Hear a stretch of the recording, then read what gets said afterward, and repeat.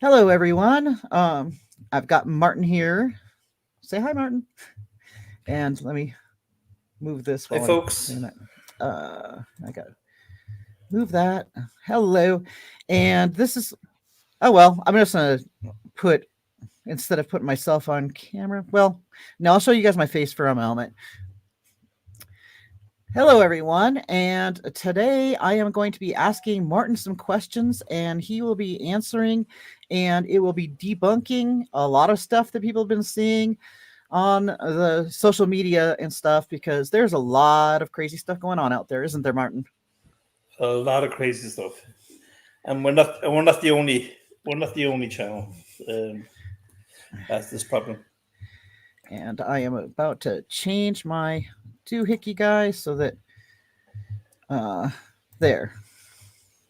It should be there. Yeah, you guys see a little wolf there now instead. Okay, now here I go with the questions, and I'll be monitoring the chat. That's why I took myself away, guys. I'll be monitoring the chat so I can address any questions for Martin. And we'll start with people have been talking about Barry running around shooting Suzanne, and that's a theory that unfortunately was in the original arrest document. Can you enlighten us on that? Yeah.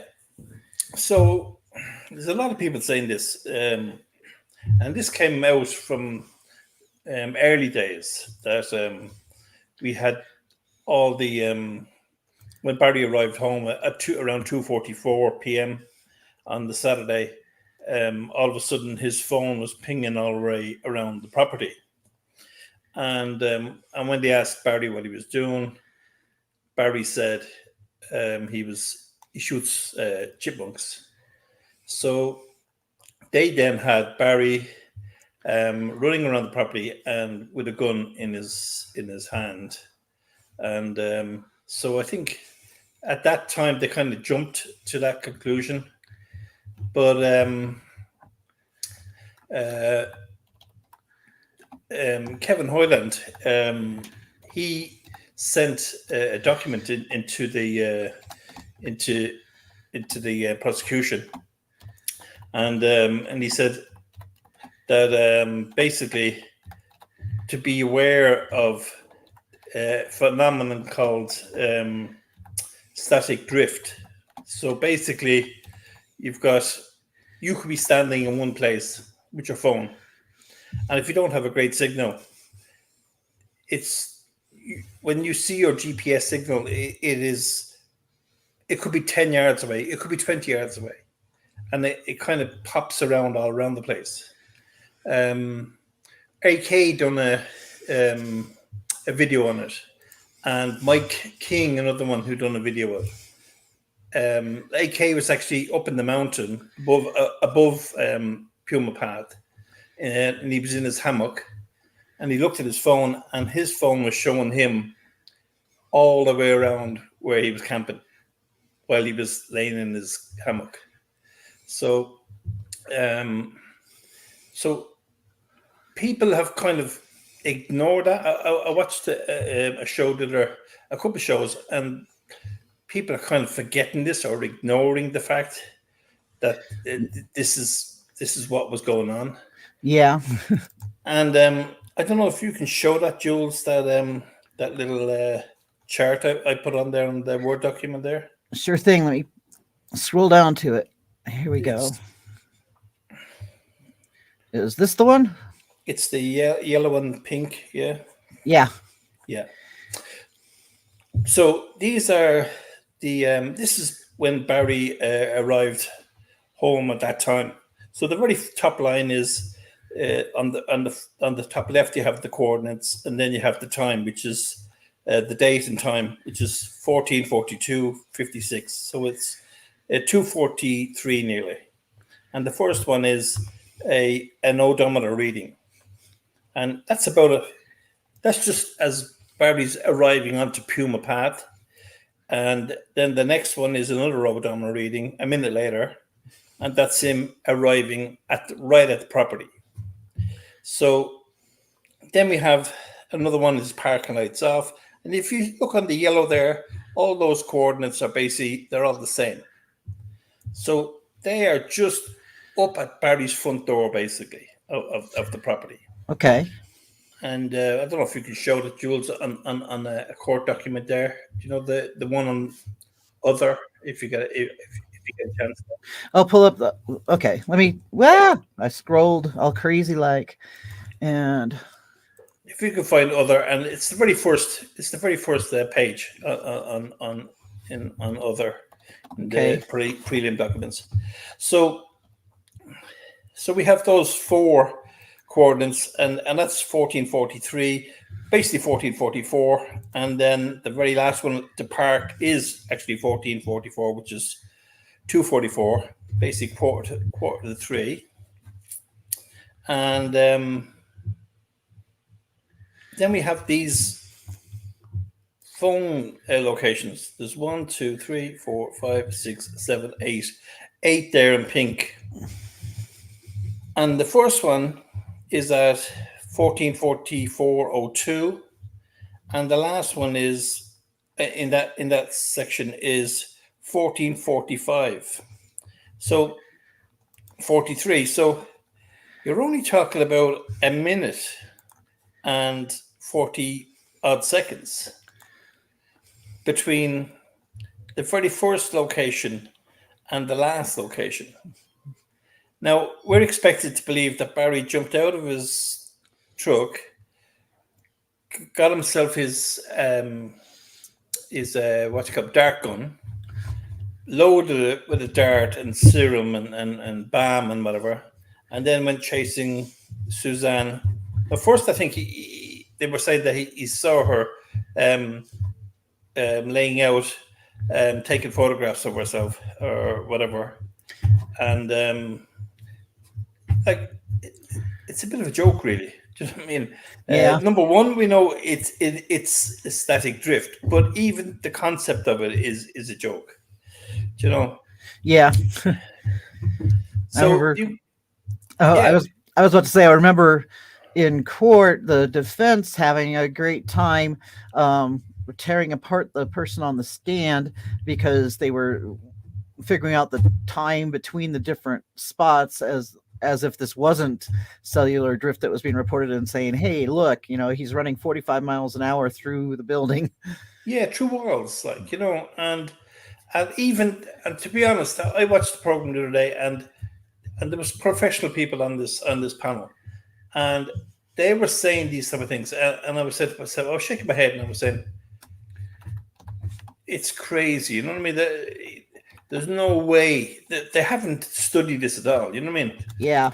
And there's no way this happened. Like, we studied this from day one because it was such a ridiculous thing to be. There wasn't the time.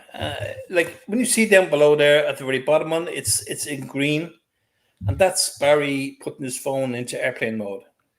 So at 14:49, so 2:49, Barry puts his phone into airplane mode, and then you see the next one to the right hand side of that time is 04:32:09. So that's the time between the phone going into airplane mode and when it comes out of airplane mode. So on the left hand side of the right hand columns, you have the start time and the finish time. Now, if you look at those times, like, say, the first one is a 14:40 in the purple or the pink. If you look at the very first one, it's 14:44:02 to 14:44:05. That's the coordinate that is in for that time. So from 2 to 5, it's there for 3 seconds. Uh-huh. But if you look at the next one, it's 14:42 also, and it's just 14:42. Yeah. Which is a bit confusing to me. It's like there's two phones. Yeah. All right. Or else it could be the Bluetooth of his truck, but then that would be a different coordinate. That would be the same coordinate as the yellow up above. So then we're coming down to the next one, and we've got 14:44:03, 14:44:03. 14:44:06, 14:44:09. The next one, grand, it's 10 and 11. Next one's 12, and then it's 23. Okay. It's 12 and 23, but the next one then is 16. You get me? Yeah. So Interesting. it is interesting. It's very strange, actually, that they're putting in locations that are overlapping the previous one. Yeah. Yeah. So one coordinate's telling us that that phone was in that position for 11 seconds. And then the next one's saying it was in the same spot just on that one for that 1 second, which is a different coordinate. Yeah. So this is what proves the theory of the chasing around. That phone, those phones could have been moving, but very slightly. Probably Barry was just walking around in his kitchen, probably making himself something to eat or whatever. Mhm. And this is what was going on, because I think a lot of it is also because there's a collection of phones in that house. Yeah. We know Barry had his phone. We know we had a secondary phone. We know Suzanne had her phone there. And there is possibly a second device for Suzanne's phone that we don't know about. Maybe there was, maybe there wasn't. I'm just saying, if you've got a lot of phones and they're Apple phones and they start kind of communicating with each other. So when he arrives in, puts his phone down, all of a sudden, these phones are kind of connecting to each other, if you get me. Yeah. Okay. And like that works kind of like the same as like Nintendo handheld games where you can Yes. walk along and if somebody else has it, your little characters say hi to each other. Yes. Yeah, it's a similar thing. You could look it up there. I've looked at so many different things to do with iPhones. iPhones in particular have so much stuff that you wouldn't even dream about what they Yeah. can do. I have Android, so I'm not familiar with iPhone at all. Same here. Now the rest of them in my family here, my wife and the kids, they all have iPhones, and I have a Samsung. You know what I mean? And I'm Yeah, happy me with that. too. You know? Yeah. So yeah, this look, we don't know. I don't know exactly what's going on with the phone situation, but I'm sure there's people out there that do know, like Kevin Hoyland would know. Yeah. So I'm just going to say what Kevin Hoyland says here. Agent Hoyland wrote, as for your information, one of the challenges in determining the movement with GPS readings in such a tight area is that there's a phenomenon known as static drift, wherein a stationary device can mistakenly be shown to be moving because of the number of satellites taking measurements.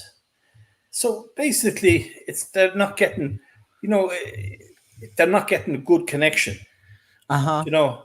Yeah. And what we would see here, and not this week now, but probably next week, I will show you the forensics building. Uh-huh. So when we have the coordinates for the forensics building, and all of a sudden when the truck arrives at the forensics building,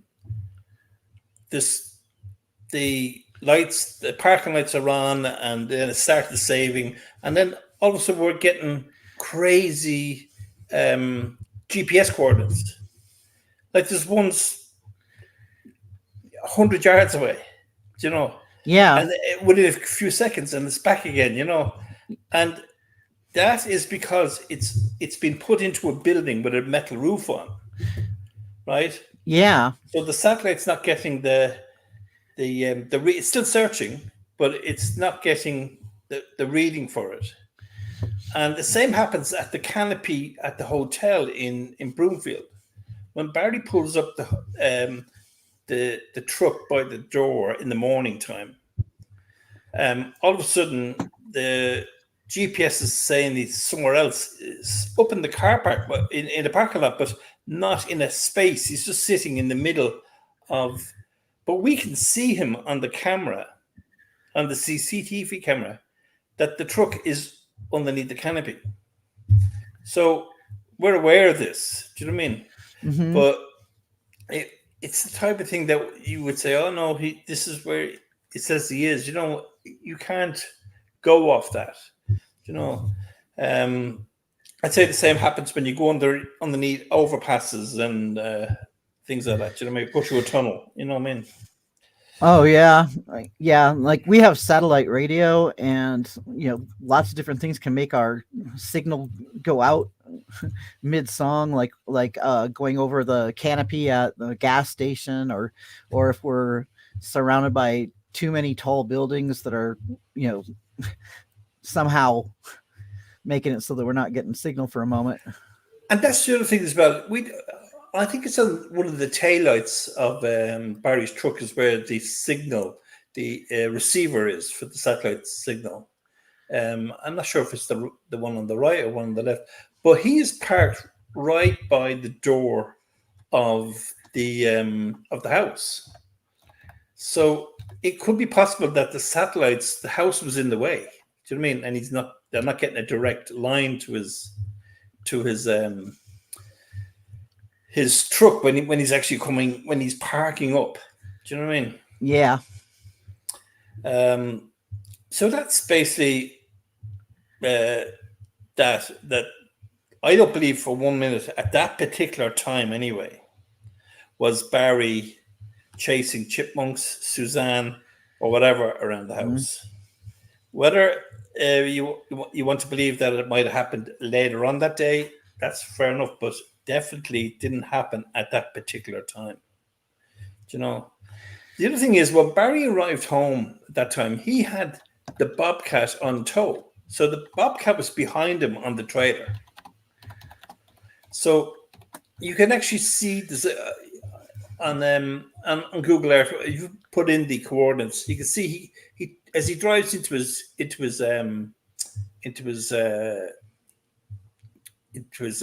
driveway, he takes a left and goes around. There's little trees in the middle, and he comes in that way to where the front door is. It's like a sweep.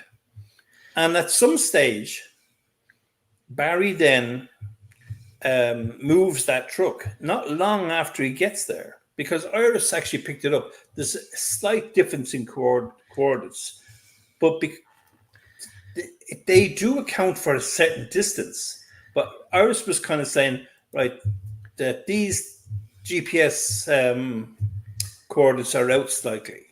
So this is when Barry went to the Salida Stove and Spa. Mm-hmm.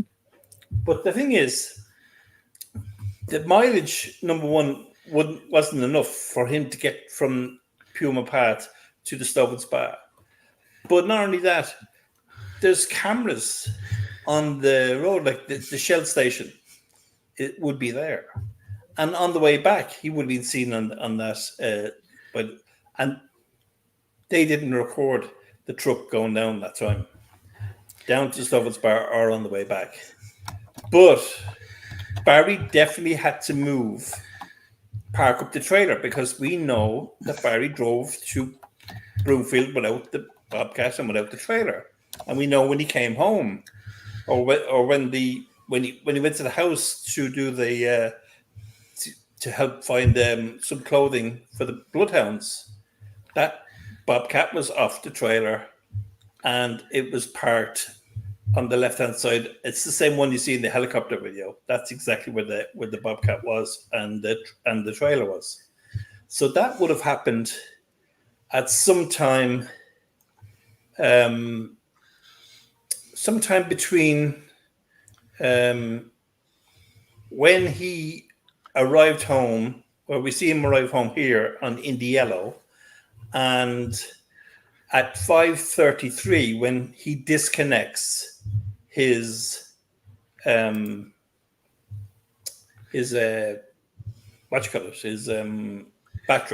his power. Uh-huh. So we know that Barry moved the Bobcat, but we also noticed, myself and Kurt, that there was up on the trailer, there was dirt up on top of the trailer, and which wasn't there when you look at the pictures down in DSI. the trailer was clean, and the bucket was clean, and the wheels were clean.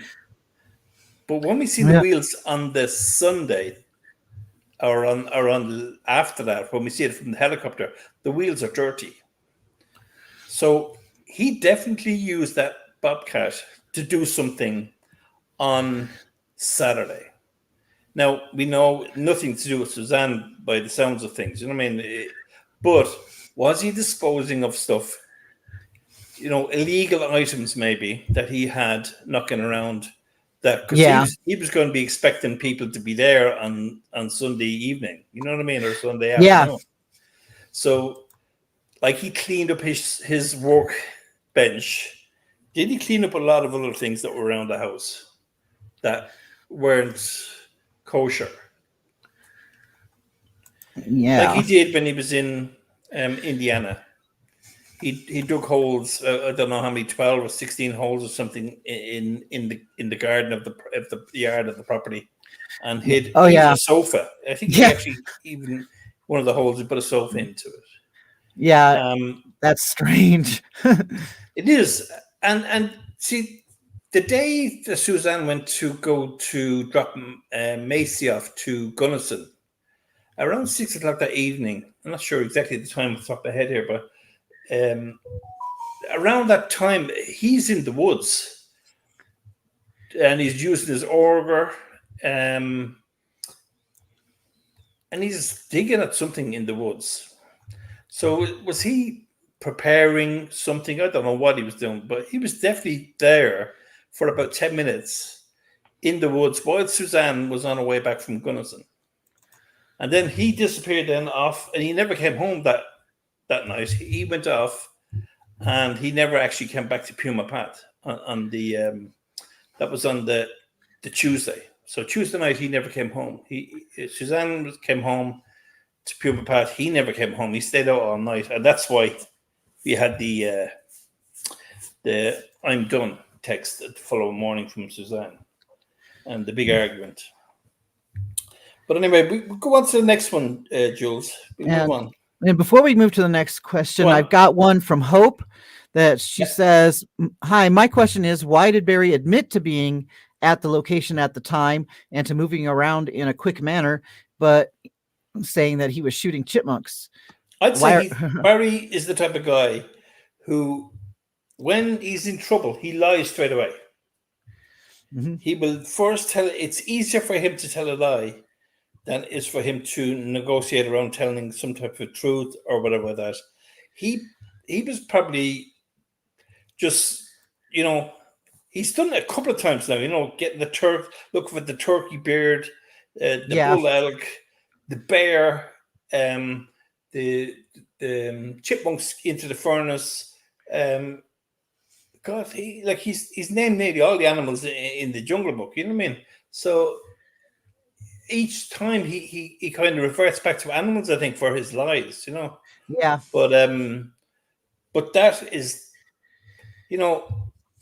that's what he done. He just immediately told her, he said, "Oh, I shoot chipmunks. I run around the house, or I go around the house shooting chipmunks." And I can't see Barry, in all fairness, running. You know what I mean? Yeah, I believe he's got a dodgy knee. And he likes to fly around in his bobcat, and he likes to fly around in his Jeep or his truck. But he's certainly not really built. He's built for pushing iron and whatever, you know what I mean. But I don't think he's built for running. Yeah, no, not for a long time, I'd say.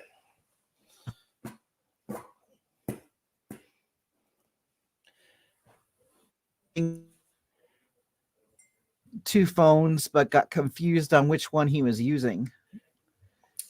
Just sorry, I missed the first part there, Jules, for some reason. Oh, okay. Someone was asking if it's possible that Barry had two phones and that he sometimes got confused as to which phone he was using. Yeah, there is that. I think there's on Saturday when he says, "Did you leave?" I find that text very odd. Did you leave? No, I find a lot of his texts on Saturday, and especially the ones that the liberal ones. You know what I mean? They're very odd texts. But that one that did really makes me think: was there somebody else at the house, maybe an accomplice, that he was communicating with? Do you know what I mean? And he's picked up the wrong phone. Yeah, I was wondering about that too, because there was no indication from what it's saying was coming from Suzanne's phone that Suzanne was planning on leaving. So it's kind of weird. Did you leave? Yeah, because he rang her twice. This was on his trip home. Like when he had there was 17 messages between Suzanne and Jeff in 8 minutes while Barry was down at DSI. There was 17 messages between them. 4 were sent by Libler, and 13 were sent by Suzanne. Well, Suzanne's device. Let's put it that way. And so that was like crazy. And in the meanwhile, we had Barry taking the bobcat off his truck into the shed where Crib was replacing the blade, and then we had Barry taking the bobcat back out of the shed and putting it back up onto the trailer. And at no time was there any phone calls or messages while that was going on. But there was every second nearly there was a message, but they were ceased to happen when Barry was moving his bobcat. Yeah, and whenever then the very last message that she sent, less than a minute, about a minute later, Kim's gym calls Barry, and he leaves for Kim's gym, and he doesn't stop driving basically until he gets back to Puma Path. He drives up to Kim's gym, and he drives then to Tobacco's, and then he drives basically past DSI and all the way home. And on the way home, he's rang Suzanne twice and texted her. And the amount of calls that Suzanne was involved, her device was involved in on Saturday, is unreal. Mm-hmm. Yeah. And like she could have got a job in a call center, you know what I mean? Yeah. This is her day off. Do you know what I mean? We're led to believe that she's laying out. Do you know what I mean? Yeah. Chilling out, and she's sending text second after second. You know what I mean? As soon as one text is gone, the next one's out. Whereas on Friday morning, that wasn't like that. And then on a Thursday, there was a couple of messages between the two of them. Not loads, not 59 messages between them. Just a couple of messages between them. But they're long, thought out, well constructed messages with meaning and with purpose. But the ones on Saturday were just blurted out there. So that one message is a bit odd. So sorry, I'm not rambling on there. Sorry. Now we are moving on to the bike ride theory. Right. Okay. So we had so many theories. I think there was about 5 theories that Iris had come up with, and now after Suzanne was remains was found, then we lost a couple of those theories because we obviously have a body. So Suzanne wasn't in Ecuador or in Mexico or wandering around Indiana, the park in Indiana, and wandering around somewhere else in Colorado Springs. So 1 second now. So Barry spoke about when he was interviewed about the what Suzanne was wearing and whatever. So in regards to inspecting the clothing, Barry stated, she doesn't ride without a helmet. And she has a light blue helmet. Her favorite biking outfit is blue. I haven't been at the house. to see if it's there or not. But if the detectives, if you guys didn't find it, then that's probably what she was wearing. Was the blue one missing? He says.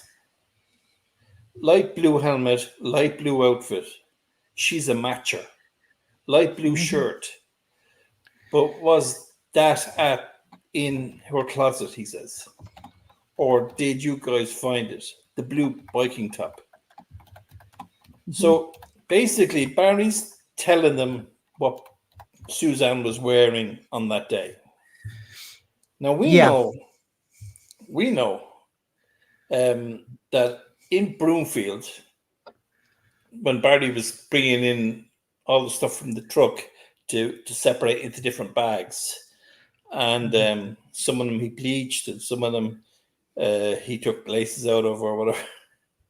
So, but there was one bag, a Target bag, and it looked like it had like a teal kind of blue jacket. Do you know what I mean? A top. Yeah. And there was a shirt. There was a woman's sports shirt that was found by AK. And that was out past the where the helmet was found, and along the 50, just it was down basically on the South Arkansas River there, and it was at the kind of high tide mark.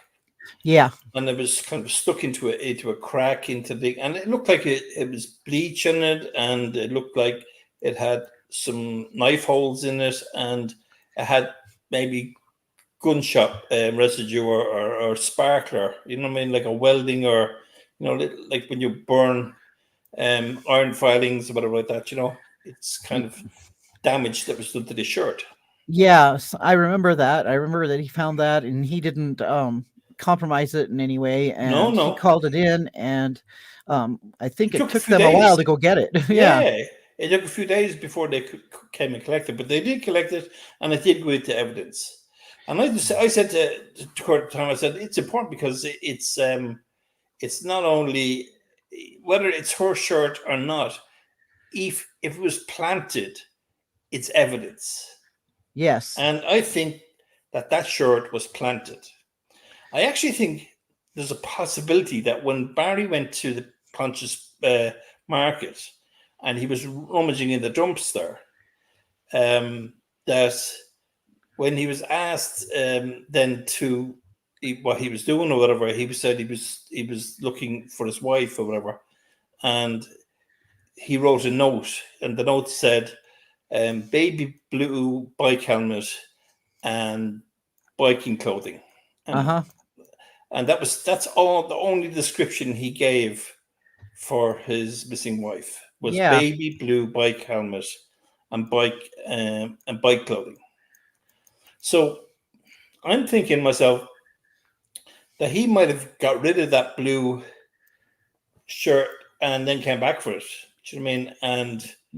And planted it out the same way where the helmet was. You know what I mean? Like a paper trail to say the abductors went this way, out west. Do you know what I mean? Yes. It certainly seems that way. Yeah, 100% seems that way. So now we have the whole kind of bike thing has changed because number one, now what we found is we don't have. They're saying the defense is saying that she's found in biking gear, but apart from a pair of Yeti shorts that we don't know are biking shorts, there could be like Yeti make all sorts of shorts, don't they? Yeah, they do. They do indeed. So there's no way of knowing at this stage whether she even had biking shorts on, but she certainly wasn't dressed for biking in the clothes that were in her grave. So that theory now of the bike ride is gone. But what Iris will probably do now is she'll change the story again, and the story will now be that a zookeeper or a veterinarian or as you also said, a farmer and a hunter that would have BAM and a dark gun. Like, number one, hunters don't have BAM. It's only people like Barry that would have BAM. Yeah. You know what I mean? And even zookeepers probably would be able to access it, but they wouldn't handle it every day. You know what I mean? And vets, the same thing. Yeah. Now, if you're out like Daktari or whatever like that, out in the plains, and there's lines and whatever, you might need to have tranquilizer guns. You know what I mean? Where you shoot wild animals, but no, they're on a different planet at the moment. They don't know what to say. They'd be better off saying nothing, to be honest. Yeah. But they're going to change the story to somebody with a dark gun that's been stalking Suzanne, knew that Barry had disabled the CCTV cameras, hid around at the house, shot Suzanne with a dart, did a bit of cleaning with chlorine, being careful not to leave any fingerprints, but left partial DNA everywhere. Took her bike and helmet from where Barry left it the night before, and also helped himself to the 70k that Barry left in his open safe. Burned her journal and the Al-Anon book in the fire. Did a little bit of laundry. Accidentally dropping a needle sheet into the dryer when they were doing that. Took her sunbathing towel that's in the picture from the wash basket. Took her phone, her charger, and her blue biking top and her blue shirt. Put Suzanne and everything else into a large truck, making sure that the house was securely locked, and then drove off, planting the bike, planting the helmet, planting the blue shirt, heading west, and then switched around direction and headed south to Moffat, and shot Suzanne and dug a shallow grave and buried her. Right. That's basically what they're expecting us to believe now. Along those lines now, because they're going to have to add in all these things. Yeah. You can't just say, there were somebody's out there and they had a trank and they shot her and took her away. What about the bike? Do you know what I mean? Yeah. How did the bike get there? How did the helmet get there? How did the blue shirt get there? How the other blue shirt? What happened to the other blue shirt? They would have took that too, because that other blue shirt, I'm sure, was not found. Mm-hmm. The one that he described at the top of this, what I was saying, that he said her blue biking outfit. I'm saying that blue biking outfit was not found. Yeah, because he kept asking too. Yes, the thing is, when we have a picture of it, we've got the 3 pictures there in the AA. You can show them there if you want. They're, I don't know what page they're on, but they're probably in around the 30s, around that sort of page. But the 3 pictures of Suzanne in her outfits, and it's the middle one, and that's going to be tough for them now trying to explain this one away. Yes, let me pull that up. Okay, gotta find it. And 30s. Scrolling, guys. This time I'm scrolling off camera so that I don't make anybody dizzy watching the pages of the documents roll by.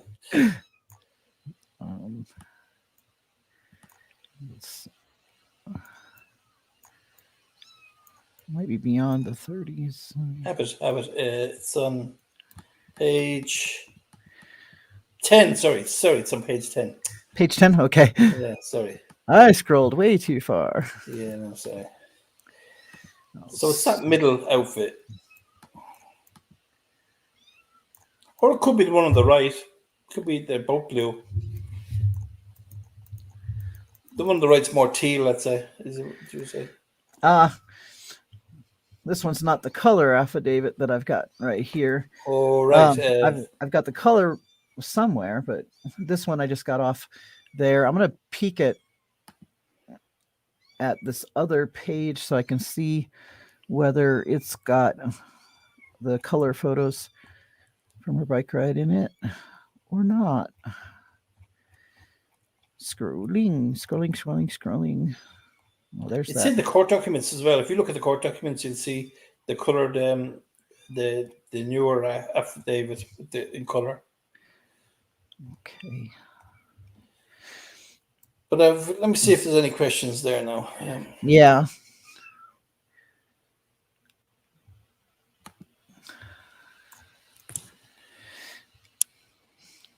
And let me. Hello, kitty. I hear kitties. Yes. Wanting attention.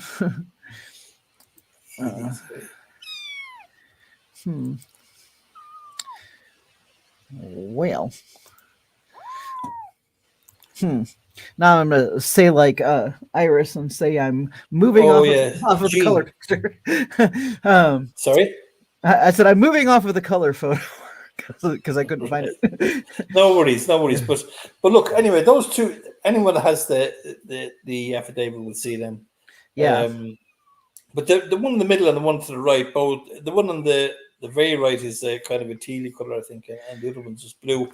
But in the hotel, it looks like the one in the middle that he has. It's in a Target bag, and it looks like it. So I just seen one there now with the answer. It's about the phone cable or the CCTV. Yeah, that's it. Is there a red herring with the Suzanne DNA on the security wires?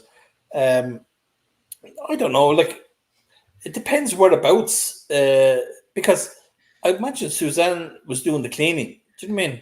And like you clean. You pick up wires and you move them around and whatever. So that no, I don't think so. I just think it just happens to be her DNA. I'd say there's a lack of DNA everywhere because I'd say they went through clean down the place before Sunday morning. Do you know what I mean? Yeah.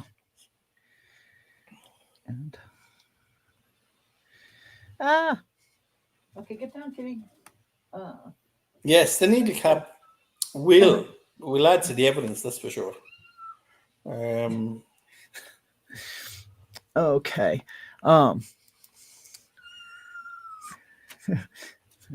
Jean says, I want a kitten so bad, but I have so many dogs already. That's all. Anyway, yeah, kittens are really cool. The pink bra. And the bra, what was it there? It's moved up. Let's see. Yeah, people have noticed the kitty. And I'm scrolling up here to the chat too. And yeah, I was wondering, do you know who Chase is? Because they're mentioning a video that had been on Dusty's channel when his channel was up. And he had shown some video footage of the girls on vacation in Mexico. Yes. And they couldn't wait to meet Chase. Yes. And it was so funny. And Dusty kept replaying it, you know. Hi, Chase. Can't wait to meet you. And he kept playing this constantly. It was so funny. Pathetic, really. You know what I mean? But it was funny. Yeah, I had to laugh at that. So Chase was it Holly's boyfriend? I think was it? Yeah, I think. Okay. Yeah. Was it either Mallory's or? And Holly is Mallory's friend? Forboard was Mallory's, wasn't it? He meant Forboard. Yeah, the guy that was on the Lance, was it Lance Forboard or something like that? Yeah, I don't remember his first name. I remember the forward last name, Yeah, and that he was on the GoFundMe for a while that's too. correct. Yeah, he was on the GoFundMe. So And so this Chase guy would be the boyfriend of Holly, who was the friend of Mallory's that Mallory and Macy were with when on that Mother's Day weekend. They'd been off on a trip since what was it, Tuesday before Mother's Day? yes, they went off on the Tuesday. Well, we know for a fact that Suzanne dropped Macy off to Gunnison to Mallory's apartment on the Tuesday. Now they could have had a session or a party or whatever, and then went the next day. You know what I mean? Uh-huh. But yeah, they went on the trip. Edie's saying about the they cleaned. They cleaned. Who is they? Well, I'd say a cleaner. That's all I'm going to say about that. Like I've heard, let's put that way. I've heard stories of a cleaner, Uh-huh. so in a tie-back suit. So, but we know there was a cleaner that was living very close by, Uh-huh. and she actually witnessed a strange vehicle where the bike was found. And, Uh-huh. and her ex-fiance also, would you believe, happened to notice that same strange vehicle. He Uh-huh. thought it was very strange. He did. Yeah. And so, yeah, there was only two witnesses to seeing a strange vehicle, even though Barry kept harping on about it, and they said no, it came to nothing. Yeah. And funny enough, that same witness has been a good friend to Barry ever since. Yeah. His very good friend, and the girls understand. Yeah, He- and jewelry is no option. You know what I mean? You can yeah. wear the jewelry. It's free for all. Actually, there was, funny enough, that same girl and the ex fiance. There was an incident. It's with his her breaking into his house and taking a ring that didn't belong to her as well. Huh. So she has it's more than a habit now, I think, of taking things. And she went to court and blah blah blah, and yeah. So where are we at now, Jules? Now, proof of life. Right, proof of life. Yeah.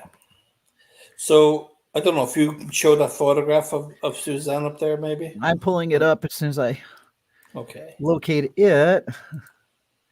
It's in both. It's in both documents. I don't know, they're all. It's a very poor photograph anyway. So no matter which one you find, but so I'll put this black and white one up first while I go look for the other one, just so that yeah, everybody there's not knows we're much talking about that difference one. actually between the black and white one. Yeah, that's true. And the colored one, because all the background has been removed and it's been blurred and whatever. Yeah. So it's well documented that Suzanne didn't feel safe alone with Barry. So after the big argument on Wednesday and his suicide threats and Suzanne sending the "I'm done" message to him, and then they had the bigger argument on the Friday, and her composing her list of grievances, telling that. And then telling him later on in another message that she would do her books, but she was leaving him, and then you have the message where she told her sister that he's also been abusive emotionally and physically. Told her lover on Thursday, "Could you stay with me longer? It's okay if you can't. it's going to be rough. It's going to be a rough week. Just know these next few days are going to be rough. So this is the kind of few days leading up. So we got Wednesday, Thursday, and Friday. Wednesday, Thursday, and Friday. Yeah, we have all stuff going on, which is very negative. And then we're expected to believe now that Suzanne is going to put on her bikini and lay out. And the only one around is no Mallory, no Macy, just herself, Lulu, and Barry. Lulu's the cat, by the way. And and she's going to lay out on sunbathing topless, basically. Mm-hmm. And I'm not buying it. But in the first week of May 2020, Suzanne told Libra the girls were going on a camping trip that weekend. Libra said anytime she was alone with Barry, she dreaded it. Didn't want to be alone with him. Yes. Barry refused to go to counselling, though Suzanne offered. Barry told her, you just need to be who you were to me and everything will be fine. So I'm saying, why in God's name would Suzanne lay out sunbathing with Barry? With Barry around, yeah. Once Macy, this is Suzanne talking to Sheila. Once Macy is gone, I won't be able to do it. I won't feel safe. I've tried to hold on for her, but even she's weary of it, asking, why don't we separate? I sort of wish he would just get up, be fed up with me and leave. Does that sound bad? He wants me to be the bad guy. I'd live in a shack right now. I'm sure he won't make it easy. He is always want to control. I can't do anything until we get our full payment for the house, maybe January. Mm-hmm. He no longer sleeps with me unless I put out. If he knows I'm going to sleep, he'll sleep in the bonus room. I just want out, feel free of this nightmare. She just wants out, free of this nightmare. Yeah. And she's going to lay out. When do you know what I mean? Yeah, she wouldn't be doing that. Not a hope. So Libra says two things he thought. He said he thought two things could have happened to Suzanne. He, Barry, either learned about us and snapped, or maybe she told him she was going to leave him. Well, I think both. Yeah. Not just one, both things.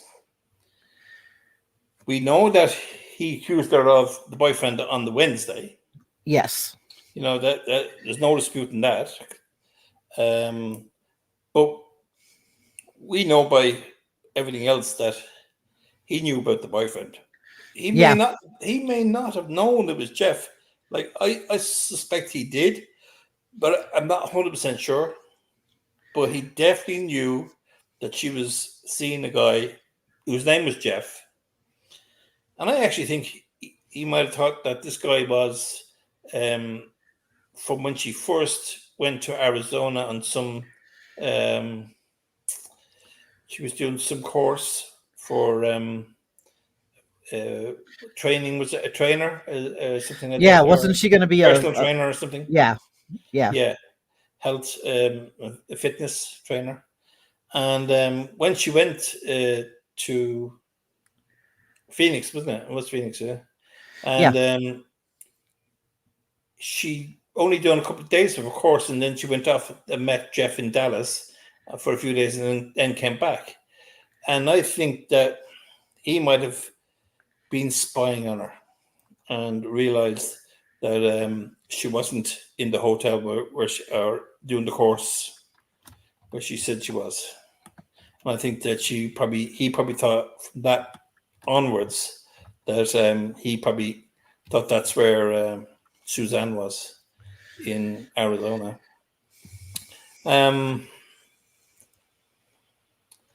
Yeah. So I don't believe there was any sunbathing. The weather for that day, for May 9th, 2020, at 2:13, the photograph was supposed to be sent 10 minutes before this, but at 2:13 p.m., the photograph was sent at 2:03. It was 46 degrees Fahrenheit, 27 miles per hour winds out of the northwest, with gusts up to 38 miles per hour, clear skies. Yes. Now, I'm not really too worried about exactly what the temperature was so much, but that wind was coming down from Monarch Pass, straight down the valley, Yeah. straight into their breezeway, Mhm. Not where sunbathing weather. not sunbathing weather. And the other thing is, in the photograph, does it show her hair about a foot above her head? No, it No. doesn't. It looks She like she's sitting by a pool somewhere in the sun, probably having a few drinks, listening probably a bit of music.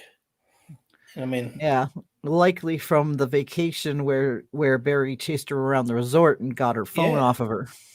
yes, El Dorado, yeah. Um, the El Dorado Royal in Cancun. So let me see. Where are we now? Have any questions on that? I'm looking and I'm not seeing any particularly about the proof of life photo. Um, TK Sass asked, I thought they went with their church, and that is one of the rumors that was put out at the beginning, is that they went with their church, and then it was that they went with their aunt. And I don't know if there was anybody else with them. Maybe Martin does, but it Well, was the three girls. well, there was three girls, but whether they met up with someone on their trip, like they went to Salt Lake, and then they were supposed to go to the Idaho, and I think there was photographs of them doing cartwheels at the Welcome to Utah, or was it Welcome to Idaho sign? Well, it's basically the same sign, basically one way or the other. And but yeah, I'm not too sure. Really, did they go? It was only 60 miles from Salt Lake, and they did go to Salt Lake because I see the pictures they took, the Holly took, and yeah, that is definitely Salt Lake, and on the label. Uh-huh. But whether they met up with somebody there, we're not 100% sure. Maybe could have met up with a few boys, whatever. But yeah, And did I answer that question?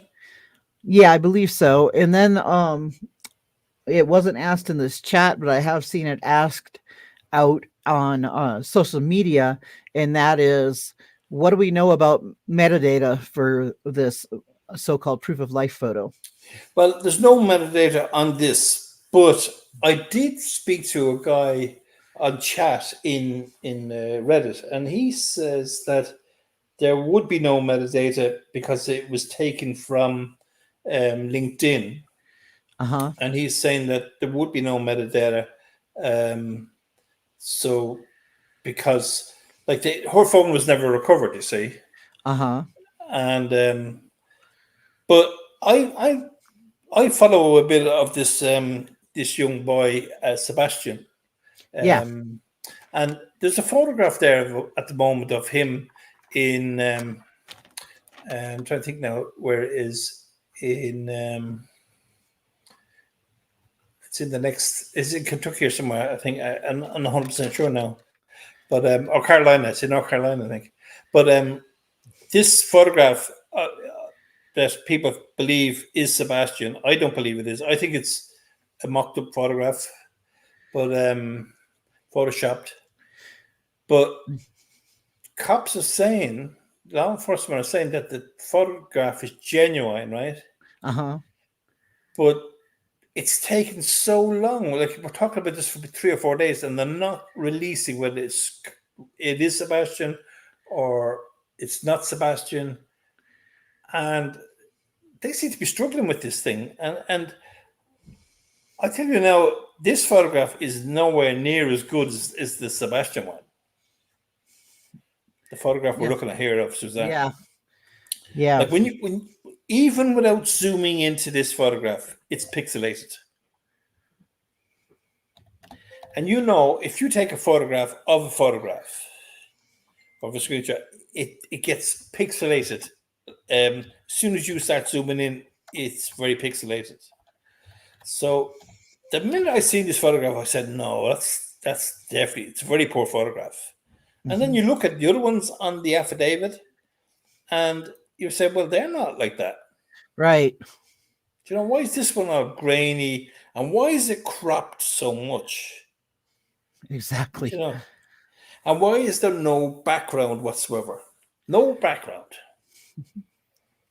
So I've done a different photograph now, and the photograph of Suzanne with her fist up to her forehead, in her blue sports top, and her she looks great actually in that photograph, fit and whatever.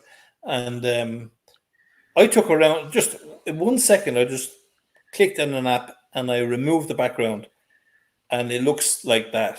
It just looks the exact same, basically background removed. And you can then add another background if you wanted to, you know what I mean? Which I did. That one, that's the photograph, yeah. So you could click on there now, and if you want to know, Jules, and click on remove background. Just Google it, remove background, and the app will come up, and you just enter that photograph in, and in 1 second, gone. So you don't need tools or nothing like that. Like you used to do with your Microsoft tools and all that to remove the background. It just does it automatically for you, one hit. Yeah, and I did the same just when making the thumb for this live and let's see if I can how do I do this now? I was gonna show you guys. I lost my tab thing. Okay, let me go over here, and then I will pop over in here, and let me see. Scroll down.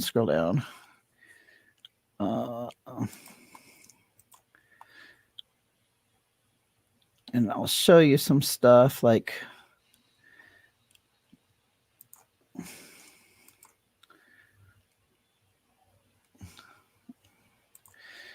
see that that is just using a standard Paint 3D, because I don't. Oh yes, I see it now. Okay, it's coming up now. Yeah. Did that with Paint 3D. Just cropped her out. Yes. And there's where is this one that I was going to show you? Oh yeah, and this is where I got this one for a thumb from a different day. That was just removing the background around her and then placing her on a black background. And let me go over here and show you guys another one as soon as I figure out where I put it. I think I actually sent that particular one to you on the last show on that Word document. Yeah, you did, but I don't know where it is at the moment. But but see, this is a thumb where this is a combination of cutting out, removing the background from that black and white photo, and then placing them on a colorized photo of the Puma Path House. Yes, totally easy to do, guys. Yeah, but the thing is, when I used to do this for different stuff years ago, and fun as well, it used to take ages. You don't mean to cut them in or out, but now, you just upload the photo, and then click, and it just does the whole thing in one hit, one go, bang. and it's brilliant. Do you know what I mean? Yeah. So you don't have to be tech, as everyone said. Barry's not techie and all that. Do you know what I mean? Speaking of Yeah. techie, did I see? Let me.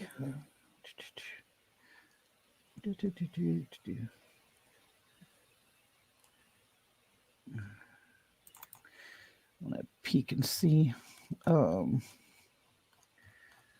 Oops, that's not the one. I was trying to pull up, but I don't know where I put it. I also work from a couple different computers, so I'm not sure which computer I downloaded your removal of the backgrounds on. But anyway, they get the I don't even know if I have it. I think it's just on. I just click into it. I just go remove background on Google and it just comes up. Yeah. But and then the first thing I ask you is to stick in the picture you want to do, and 1 second. It takes 1 second to do it, which is unreal. I wish I had that years ago. Yeah. And let me go peek at this again because there was a comment that I wanted to answer, and or can we put up the picture? Picture of Barry at the bar. Let me see. I'll click over there, and that is Tech Panda saying it's not Barry, unless it's maybe he's got a twin brother. Maybe could be an identical twin brother. Maybe.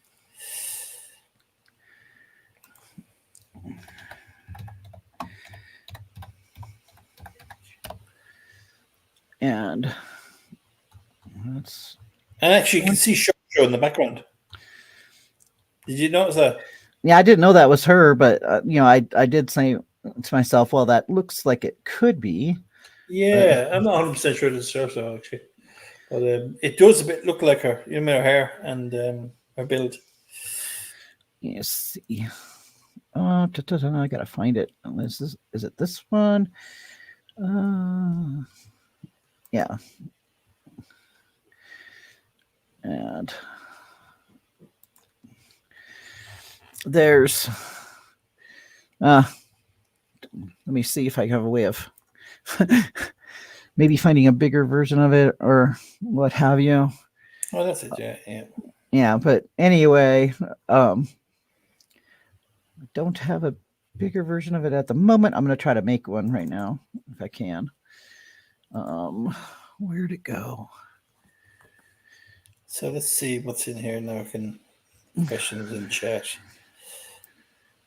Judge Lana, whatever that is, take I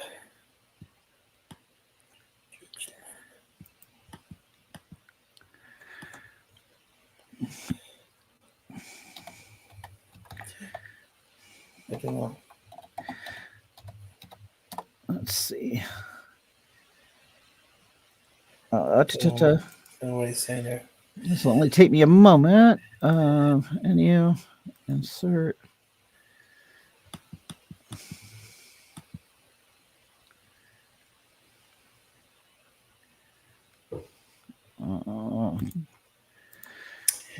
Yes, I see that one. Jules, do you see the body cam?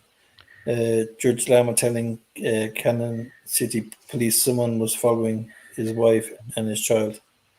Oh yeah, He could say anything. We're always telling people, bring receipts. Do you know what I mean? Yeah. But some people just never ever bring receipts. Never. No matter how many times you ask. That right, Pops? Never bring receipts, some people. But if you bring receipts, then, people take you serious. Yeah. If you don't, people won't take you serious. And I don't take Lama one bit serious because I know what he's all about. Yeah, for sure. And it was really crazy because the vehicle matched somebody else, not who he was accusing it of being. Yes. And Yeah, I heard about that actually. Yeah, about the vehicle, and I'm not sure about that, but funny if it is. Well, yeah, and um, let's and let me see. see. Um, let me check Oh, this the out. thing about the church, the girls going on the church. Andy said it. So Andy was told that by Barry, I presume, Yes. because when Andy came down, the first time Andy came down, um, he was being interviewed by I think the Profile Evil. I think it was Chris McDonough, I think, and uh, he said, "Yeah, the girls were away on a church camp." Now, isn't it? These are the things that you have to remember, guys. From the very off, we have um, missing mother, Colorado mother, seen in this helmet Uh-huh. on a bike ride. Do you mean? I'm Yes. surprised they didn't show a picture of her in the helmet on the blue top and the mountain lion on her tail. Do you know what I Yeah. mean? Do you know, like this propaganda was out and all around Salida in no time, but Barry couldn't get himself to be interviewed in public in down in the town hall or wherever they would normally do their interviews. Barry couldn't do that. It was too soon. But it wasn't too soon for him to start putting out propaganda saying that Suzanne was last seen in this. I Yeah. remember the time I was with Dusty and I done wanted posters and I done one of Trevor Noel. Trevor Noel last seen in this field. Yeah. The Yeah. picture of him standing in the field because he disappeared. Like as soon as that 26-second video was done, you'd never seen Trevor or heard from him again. He was gone. Mm-hmm. So whatever he's seen that day when Barry was making that 26-second video was enough for him to exit stage left. You know? Yeah, you can tell by the way the video starts and how it ends that 26-second video is cut out of a Oh longer yes. thing, and and if that's the only part that could be used, and yet it was the way it was, it must have been pretty bad. I'm willing to bet, Jules, that there was probably an hour's worth on the floor. Do you know what I mean? Yeah. That he could not get it right. He had a script. He couldn't speak from the heart. He couldn't look sincere. And then he was probably and looking at it and asking Trevor what did he think, and Trevor was probably just shaking his head. You know what I mean? Yeah. Go Yeah. again, so we go again. Keep going. You know. And Trevor right away took himself off of the GoFundMe also, that then was going to benefit Barry's mom and then Mallory and all this stuff, but Trevor tried to back away from that too. So that was some pretty strange stuff. And Barry going back and forth, I mean, he still pulled up the mountain lion possibility a long time after it was ruled out. The Tyson video, you know what I mean? He was talking about it at the Tyson video, you know what I mean? Still Yeah. talking about the mountain lion then. If the cat got her, and the way he was able to talk about Suzanne like she was a piece of meat. Yeah. Do you know what I mean? Yeah. There's not many people can do that. No. That's a certain type of person that can actually be totally desensitized by talking about their loved ones or whatever. He doesn't care about anybody, nobody but himself. He doesn't care about his kid. What she says he does, he doesn't care about his mother, his kids. He threw the whole lot of them under the bus. Yeah. Just for to save his own skin. And Shosho too, because Shosho, he said, hey, the housekeeper's daughter and And boyfriend boyfriend. are sus. Yeah, yeah. And funny enough, where are we now? Where are we on now, Jules? We How far are are we at? now the DNA partial match found on the glove box and the back seat Okay, of Suzanne's Range Rover. okay. So I was on Scott Rice's channel, watched a bit of that, and I couldn't get over that he was doing the same harping on, like Iris. He's great friends with Iris. There's no two ways about it. He loves Iris, but he was saying, "Oh, the DNA, that matched sex rapist or whoever it was, serial killer or whatever it Rapist. was." Yeah. Yeah, something like that. And rapist, we should say. But the so the DNA partial match found on the glove box and on the backseat of Suzanne's Range Rover was in the CODIS database, but it wasn't an exact match to crime scenes in Tempe, Chicago, or Phoenix. It was a partial match, which means that the sample wasn't from the offender, but from a relative or that of that offender, a cousin or a sibling, father or whatever. So just an innocent guy who just so happens to be related to a SO Yeah. in Tempe, Chicago, or Phoenix. So that's it in a nutshell. It wasn't the perpetrator they're trying to make out. That just so happens that the guy who touched the glove box and the back seat of the Range Rover, unknown to them or known to them, one of his relations is his DNA was up in 3 different SA crime scenes. Yeah. Not the guy who done the touching of the, but somebody related to him. So this guy is totally innocent. So this is a nothing burger. Now, it might, if we know who this guy is, who done the touching, you might be able to find out who is relative and solve those other cases.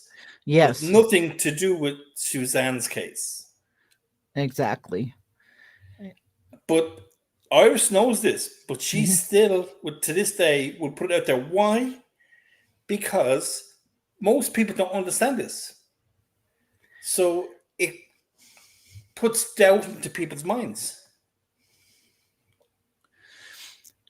Yeah. And, the thing about DNA and DNA matching and things like that is that you have tons of relatives that you don't even know because they're not that closely related to you, but they will show up. Like if they're in CODIS or something, it's going to show up when they run yours that you're related to them.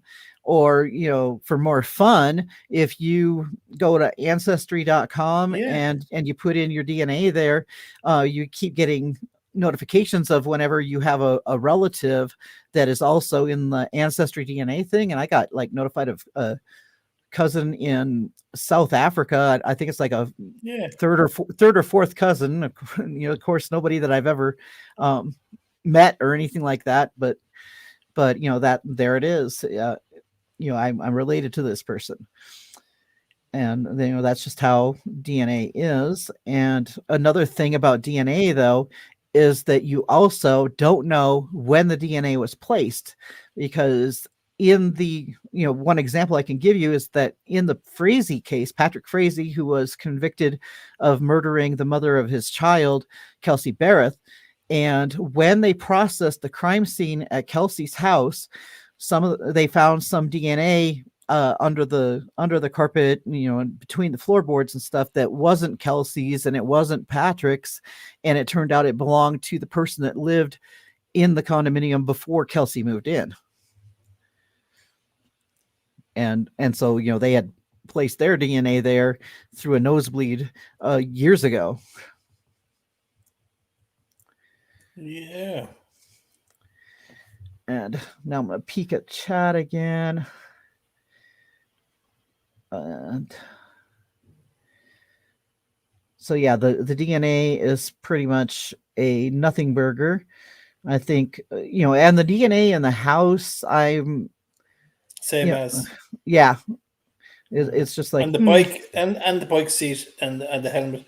Do you know, like Barry made a point. Say some. You look at the body cam. You've got where Barry should be running around screaming Suzanne's name. Himself and Watson, Sherlock Holmes and Watson, as I call them, are bending over the bike. Two forensic detectives, trying to figure out a murder or something. But it should be the last thing on their mind. The bike should mean nothing to them. It's just a bike. Yes, exactly. And he didn't have any. If he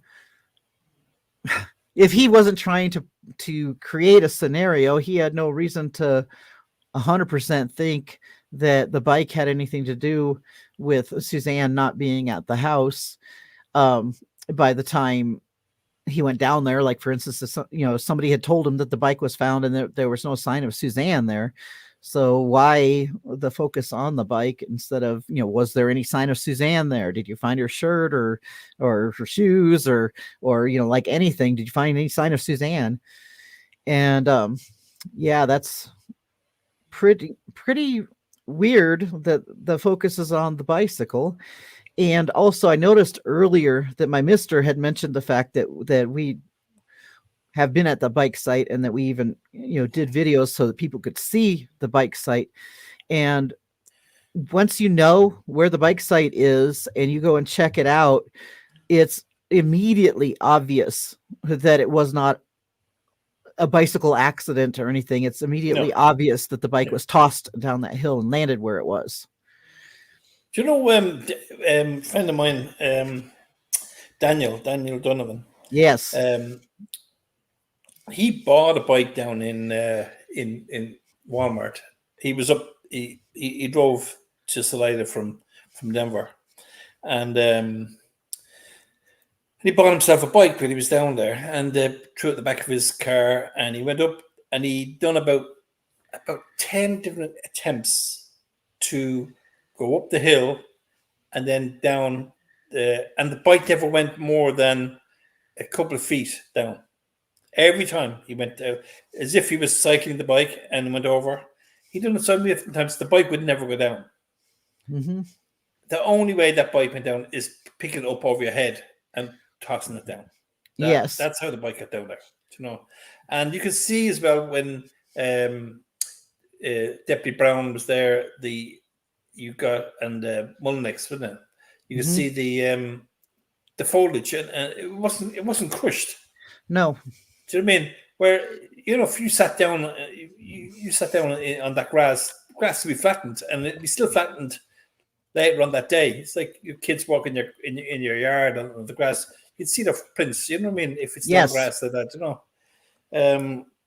So yeah, there was no way there was ever. No, that's why my name is What's Not Bike Ride. That's. I put that handle in way back about 3 years ago, 3.5 years ago on Reddit. So that's what my handle was not bike ride, because I just knew there was no bike ride. Yeah, Daniel Donovan was really cool and a great help in the early days to explain that the bike ride was staged. I even, he gave me permission, and one of my earlier videos, and I don't even know which one, I did include some footage of him doing that, trying to figure out how the bike ended up being that way. And Joe, funny story while I'm here is the day Barry was arrested, I was with Daniel. Daniel came to Salida, just happened to come to Salida the day before Barry was arrested We had no idea. Obviously, Barry was being arrested. And so I'm on WhatsApp with Daniel live. So I'm on the camera with him. He's down at the job site down County Road 105. He doesn't know where he's going. So I'm telling him how to get everywhere because he doesn't have the clue. So so anyway, he gets to the job site. Next thing, he's on foot, and next thing we see, the Bobcat is up beside, and there's Barry's truck, and the Bobcat is up beside the job site. And Daniel walks up to it, and I said, "Get out of there! Get out! Because you're trespassing. You can be shot or anything. I mean, get out of there." So I said, "You're crazy, man." So he went down to, do you know, where the there's where they used to keep all the bulls and stuff. You know, there's the stockyard. Yes, the stockyard there. Do you know the church there, which is the living water, running something water or something for water church or something. Do you know this there has a big wooden cross outside it. Yeah, I'm familiar with living waters or something it is. But just there, Daniel made his way up the other side of the river of the Arkansas, and there's a sewage plant there or whatever. And he's walking along, and next thing, guy in the yellow jackets come over to him, and he had to go around back. He had to go back. Crazy. Oh man! And then, so he went in up to the bridge, up at uptown basically, and crossed the bridge and came down the path, down by the tracks. And as he's coming down, these two limos came down, all blacked out windows, one after another. Probably the feds. Drove along beside, and he's on the phone to me, and he doesn't even see these. I see the two limos. I said, "Daniel, get out of there." So the next morning, when Barry was arrested, he was in the hotel, and the next he went off. He was in Safeway or something like that, doing a bit of shopping, and he went off to the bathroom, and next thing, he said he'd call me back in a half an hour or so. And next thing, I came on, and I look on here, and next thing I see Barry's arrested. And I'm ringing Daniel nonstop. And next thing, sure enough, he answers, and he said, "No way." Down to the courthouse. And the rest is history. So he was one of the first ones there at the courthouse, Daniel. Awesome. But I bet the profiling evil guys got a tip off. Oh, he did, yeah. Oh, 100%. Like he was there. I think Daniel had seen him actually there. But he was, we know what was going on there. It's crazy, it's crazy. The whole thing with those people is crazy. And it's the same and when they split up and they went their own ways, and he got his own channel, and he got into all these other cases. He doesn't care about these people. He's making it's a job for him. You know what I mean? And when I seen him, as I was saying, I seen him the other night on a panel, and the way he was talking about this, about the pings around the house and all that, and him being an ex-law enforcement and everything, and he had it so wrong. At least Mike King would have known, because I know Mike King did know about but this guy said, "Yeah, I agree with you. Yeah, crazy." And Gene's asking, what was the talk about that not being the bike that Suzanne normally rode? No, were the two bikes? Do you know? I tell you a story about that as well. That happened on the interview room, and there was a few guys off the panel that was on that night, and next thing, he introduced this, Chris, about the bike being $200 bike, not the $5,000 bike, and it was BS. Do you know what I mean? Total BS, and it's just this came out of thin air, and then there was another one about a girlfriend And it was actually Trent's wife, I think he was on about, that Barry was seeing with this Brittany girl or whatever. And it was supposed to be a new girlfriend. And that was BS. But he never, the worst thing is, if he turned around on the next show and said, listen, folks, I said this last week and I was totally wrong, got wrong information. And I'm sorry for what, but he never does that. Yeah. And so after I called it out on the show and or in the chat or whatever, and that was the last I ever watched him after that.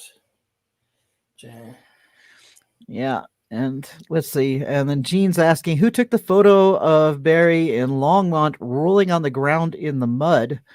And then asked Mr. Jules, do you remember where that was taken? He was where?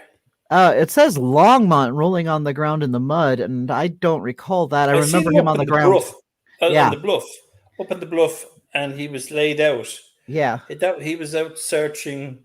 That was early days. And Andy's, a friend of Andy's was with him at the time. And Andy asked, was everything okay? And he said, wow, it's very strange. He says, I have photographs here. He said he was laid out, and the East law enforcement thought it was very strange. They thought that area. But I think Barry, I've said this so many times, that Barry is very clever and cute. He, in court, when they mentioned the mine, Barry sat up in his chair. Everyone noticed it. Right? Yeah. And it's the type of thing you would do. Like, it's a kind of a thing like a chess player or a poker player would do. You know what I mean? You throw your opponent off. You know what I mean? And and I think a lot of these things that Barry done were to throw people off. And it could be the thing where he disconnected his telematics on the Bobcat on Saturday, and then the dirt on the wheels and the dirt on the trailer might have been something to throw law enforcement off.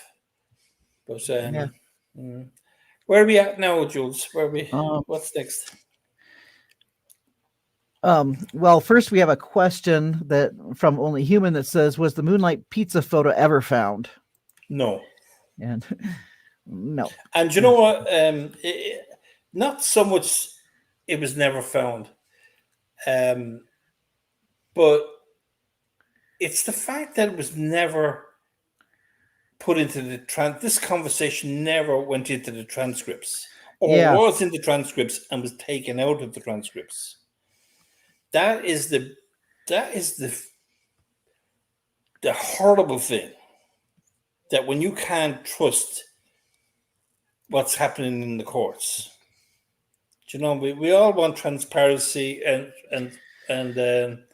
we want both sides. You know what I mean? Like, I don't care who's right and who's wrong, but when you go to court, you know what I mean? It should be fair. The system should be fair. Yeah. But she turned around and in court and she said that there was a photograph of taken of Barry standing in line outside Moonlight Pizza by Suzanne while she was waiting for Barry, and she sent it to her daughters on the road trip. Now, that was enough for us to say, wow, well, if that's the case, you know what I mean? She was alive then, you know what I mean? Yeah. But that's not the case. And it was like the other one. It was like the other one where they said that Sheila Oliver was chatting to Suzanne all day, and then in the evening time, abruptly, the phone conversation stopped. Well, only to find out that there was never a conversation. That Sheila Oliver never spoke to Suzanne. And I only found this out about a year ago. That there was no conversation. Suzanne's device sent Sheila two text messages in the morning around 7 o'clock in the morning, or just before 7 o'clock in the morning, around that time anyway, talking about the wedding and her mother. That was the two. But Sheila then more or less replied 2 Snapchats. They were opened, but never replied. She never replied. Suzanne never replied back to those 2 Snapchats. She sent 3 more in the early evening and later. Well, 1 in the early evening and 2 more later in the evening, and they were never opened. So that was the conversation that we all heard about. This conversation, and this is the propaganda. Yes, This is the propaganda machine. You know what I mean? That was going on. And then recently, I heard that Jeff and Suzanne were talking on Saturday. No, not according to Jeff. There was no conversation. There was no conversation on Friday evening. No mind Saturday. They had messaging only. So the proof of life for Suzanne, for me anyway, goes right back to her messaging her sister for about half an hour on Friday morning between 9:02 and 9:28 or 9:29. That time, that message, that conversation was the last proof of life of Suzanne for me. yeah, Because I know that there's no way would Barry say those things to Melinda about Barry. Do you know what I mean? Because all the messages on Saturday, there's nothing bad said about Barry in any of those messages. yeah, Do you know what I mean? But all the way up, they're talking about, like the one I just read out earlier, it's going to be rough. Do you know what I mean? Just know it's going to be rough. You know what I mean? That she was going, whatever, hell or high water, Suzanne was going to make sure that this weekend that Macy was away, that this was going to be sorted. She wasn't going any further another week without this being sorted. And she knew it was going to be rough. She didn't know how rough it was going to be, but she knew it was going to be fairly rough. She just didn't think it was going to be that bad. yeah. And so if anyone wants to know what I feel was the last proof of life, Suzanne, it was when she was speaking to her sister, Melinda, not speaking, but there was a text conversation between Melinda and Suzanne between 9 and 9:30 roughly. And that was on Friday morning, correct? Yeah. Now, there was a phone conversation with Barry, which I believe as well was Suzanne, but and that was just before 11 o'clock. And at 11 o'clock, Barry's messaged Suzanne saying, "I love you, Suzanne." And Suzanne never replied to that. I still believe Suzanne was alive at that stage. Mm-hmm. But an hour later, at noon, I don't believe Suzanne was, she was either incapacitated or she was deceased at noon on Friday. Mm-hmm. And there was another.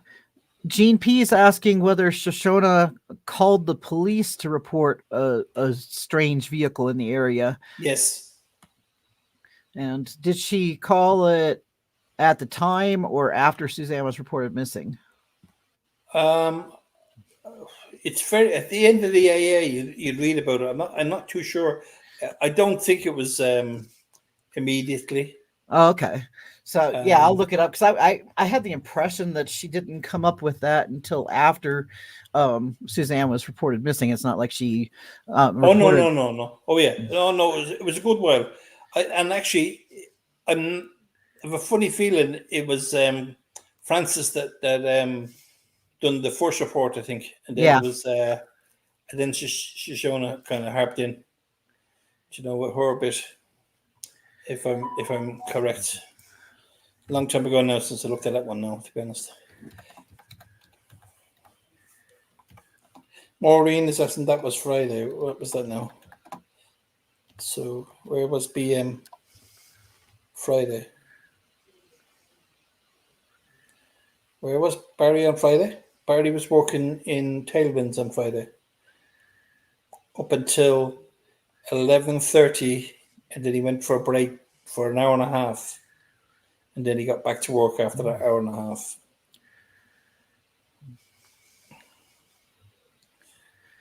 And let's see. And then I was in a conversation with somebody who was talking about the bike shop and Suzanne's bike being repaired on That was the Thursday. Thursday. And I was verifying that because the receipt for the bike shop repair was in her Rover. That's And it right. was, And I actually think now there's a lot here. I believe there's a connection between, we were just talking about DNA and whatever, yeah, between that person who fixed the bike and the DNA on the inside of Suzanne's car, because that DNA would be on that receipt. It would be on the bike from the tires and whatever. And that guy has connections. He's with Flagstaff and Arizona, and he could have family members that live in that neck of the woods. Yes. Right, so I mean that he probably not even aware of. Do you know? Yeah. Exactly. So I just thought it's very strange because he's got. If you look at his profile, you'll find very little about his family. His family, her family, you find a bit about. She's from Salida, but his family, very little. So, and that normally happens when somebody's a witness or something. Yeah. And then we got Angie saying Shosho's ex called about a suspicious person on Mother's Day. And I don't know if he called about the suspicious person before Suzanne was reported missing either. Like maybe they didn't. Suspicious person. Both of them were a strange vehicle or a suspicious vehicle. Remember people saying, what is a suspicious vehicle? What is it? Yeah. You know what I mean? Is it dressed up, in a hoodie or And another thing that I found interesting about this, well, let's just say that it's not really an uncommon vehicle that they were saying was a suspicious vehicle. Yes. Well, one of them was one of the vehicles I think was a hand painted gray. It was like it was painted. It wasn't spray painted or badly spray painted or whatever, but it looked like it was painted with a brush or something like that. Do you know what I mean? That it was kind of a charcoaly gray or something like that. I think that's what Francis was saying anyway. Okay. Yeah. I'm not sure that I would put much stock in the suspicious vehicle thing from the people, especially not from the people that were reporting it. Let's put it this way: that Shoshona was living with Francis, and they lived next door to the fire station where Barry worked as a volunteer firefighter, and the back of that fire station where they'd sit out, have the lunch or whatever, was 21 yards away from the back of Shoshona's patio, or where she'd be laying out. I mean, So, and they had mutual friends. Let's put it that way. They had. I'm not going to say who they are, but probably all know anyway. But they had mutual friends. This was in 2019. So a long time before this happened. So. And Maureen says something happened in that jacuzzi, in my opinion, and I think probably not, because the jacuzzi was not working, empty, full of leaves and muck and yuck. Yeah, that was fixed afterwards. That was fixed after when Barry's friends were coming down, I think, to help look for Suzanne. They had a party out there, and they were on the jacuzzi, so it was fixed up for that event anyway. And several people are thinking that there was a female involved in this because of the glove reported in the autopsy report. And sorry, I missed that. Say again. I'm seeing that there's several people saying that they suspect that there's a female involved in this because of the pink work glove found Well, with Suzanne's remains. not necessarily. I use work gloves, and there was a while back there that all the gloves were pink, Uh-huh. and like they're gloves that I use now for construction and for gardening and that sort of stuff. They're those kind of chamois on the inside. That kind of Yes. leather, Yeah. but across the backs of the fingers they were pink, and Yeah. and just somebody changed the design or whatever like that. But they used to be always like yellow or something like that, or yellow or blue across the back of the knuckles. But I'm talking probably around 4 years ago, maybe 5 years ago. They were actually these gloves. I probably have a pair in the shed. They were pink. Yeah. And I think, because I know my mister and some of my sons had those too.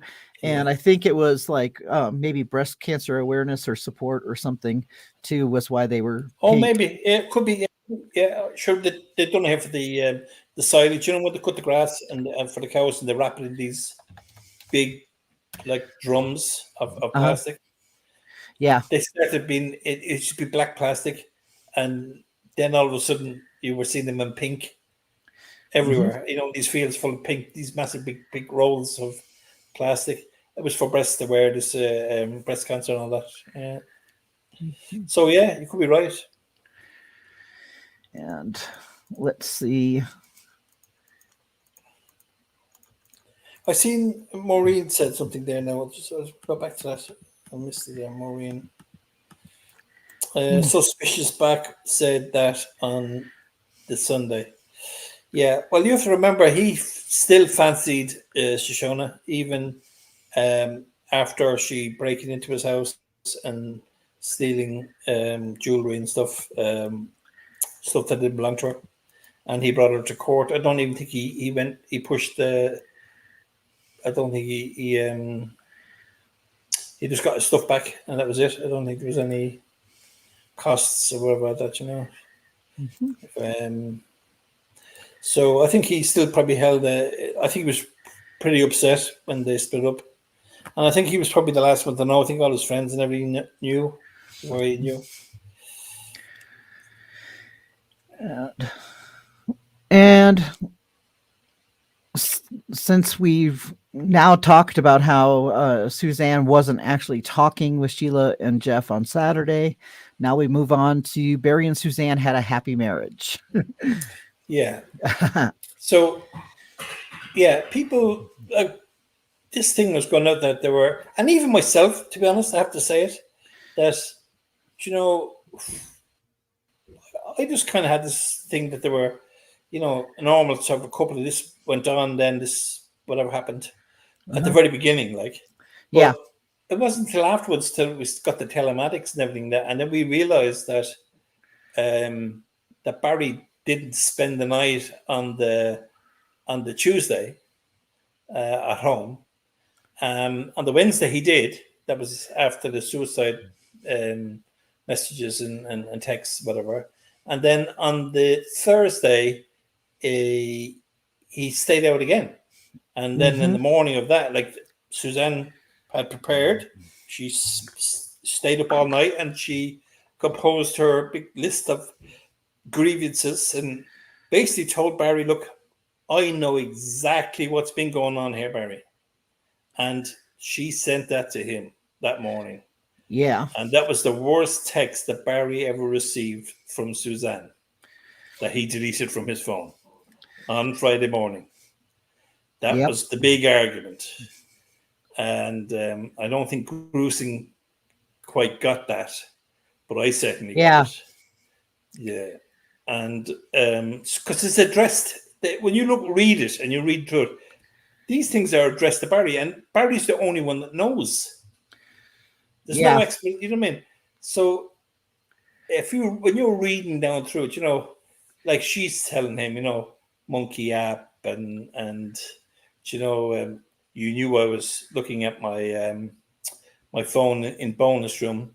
So whatever happened, he must have let something out of the bag when they were arguing And then she put one and one together and say, well, he must have known. He must have Uh-huh. been able to see me in the bonus room.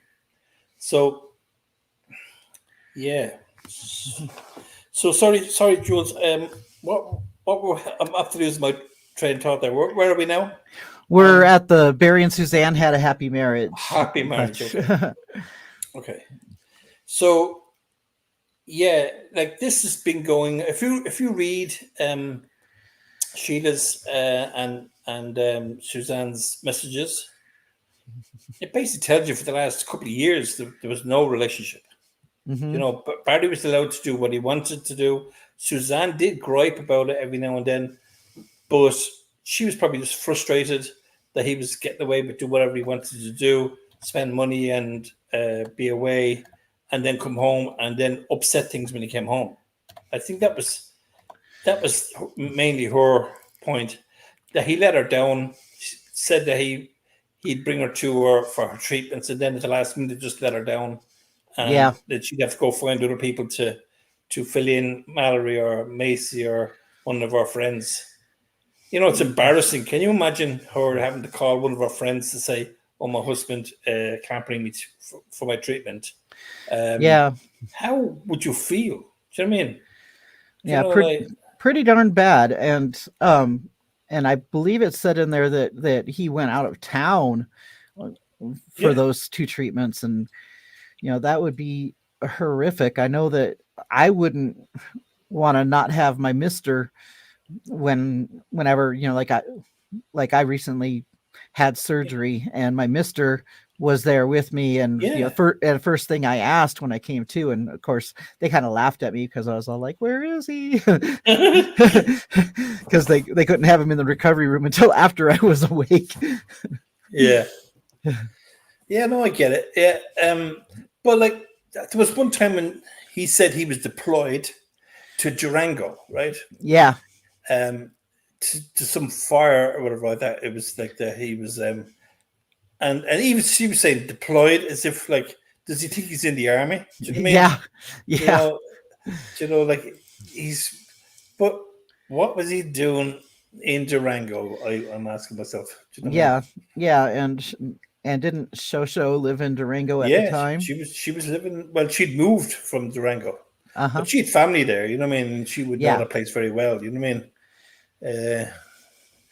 It would be a nice little hideout for them away. You know, but yeah, there's too many coincidences in this case, Jules. And they Like had a marriage therapist in Indiana, so they they had did. issues. Yeah, so they had issues before they ever Left moved here. Yeah. long before, yeah, long before they left Indiana, and that person rang on Friday. Friday. Yeah, there was a phone call. Barry got a phone call from that therapist on Friday afternoon, I think, which is strange. I think that could have been from a call that might have been made from Suzanne to that person on the day previous, maybe. Or maybe on the Friday.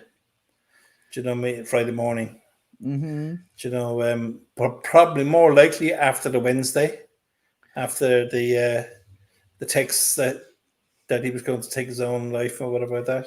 Yeah. I think she might have made a call. You know what I mean?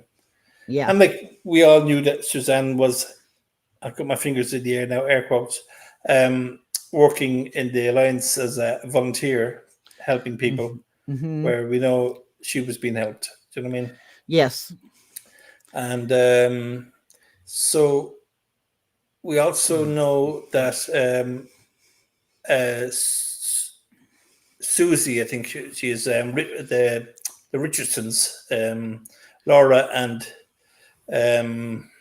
Andrew Richardson, who were there the night of the when Barry arrived home from Broomfield. They were there with Barry, and but the week before, when it was the day after Suzanne's birthday, which was I think it was the 1st of May, I think it was, they had a kind of a party for Suzanne, and they down at their house, and Suzanne turned around and told them all at that party that she was going to do Barry's books, and that was going to be a bridge between them. Yeah. So this was openly discussed. There's people inside that knew that they were splitting up. Do you know? Yep. And I'm sure law enforcement know all these people. These people have been in touch with law enforcement. You know what I mean? Yes. And there's lots of women. There's lots of women that Barry approached as well, and they have already spoke to law enforcement as well that we don't know about. Well, we might. Some of us We might know about some, but yeah. Yeah, but I'd say there's a lot of them. And that all has to come out yet in court. You know. Yes. So I think we're kind of covered with that one, are we? Or yeah. You could go on about it all night, that one, because when you read through all Suzanne's messages. Yeah. But and just so people know that Barry was not staying at Puma Path from when Macy was dropped off to Gunnison. That night, he never came home. The next night, because of the big argument, he did stay home on the Wednesday. On the Thursday, he didn't come home again. And on the Friday, that was the end of it anyway. So, and Macy had shared her concerns and problems with her parents' marriage to the Harvey family, who are on the original witness list, for one thing. Mm-hmm. And for another thing, Macy told law enforcement herself that there were problems in her parents' marriage. Yeah. And it's documented, thanks be to God. And let's see, only human says, wonder where her wedding ring may be. He would surely not let that go in the grave. And we don't know yet, because they didn't tell us absolutely everything that was in there, just that they did gather things. But I wouldn't be surprised if it wasn't in there. Yeah, I don't know, actually, because she wore, I wouldn't imagine she'd wear that on her bike trips and stuff like that. There is the picture we just showed earlier. She has it up to her head. But on the ordinary bike trips, I don't think you'd wear that, even though, as far as we know now, that she wasn't on a bike trip when she was taken to Moffat. Yeah. I mean, so, we don't, all we know is that Shoshona was wearing Suzanne's jewelry. And let's see. We've got, let me see if we've got other questions after that one. Okay. And that's the top. Yeah, that's a great photograph. That's the top. Yeah. Yeah, and asking is Barry still with Shoshona, and I don't know. Yeah. And well, I think he was told to keep this kind of a secret. You know what I mean? Because it was not good for PR. You know, that came from Denver, I think. Mm-hmm. And let me see if there's anything else with that. But anyway, I put up the picture of Suzanne in the sweater that, it's likely that that's the sweater that was in her grave. She's photographed a lot of times wearing it. And now, where'd it go?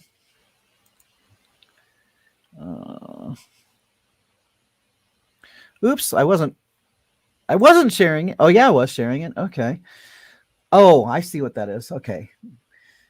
I'm sorry, guys. I had a little bit of a brain fart. I'm going to take that down now so we can move on to the next thing, because I think we pretty much all know that they did not have a happy marriage. No. So then we move on to the next thing, which is Barry found out on Saturday that Suzanne was having an affair.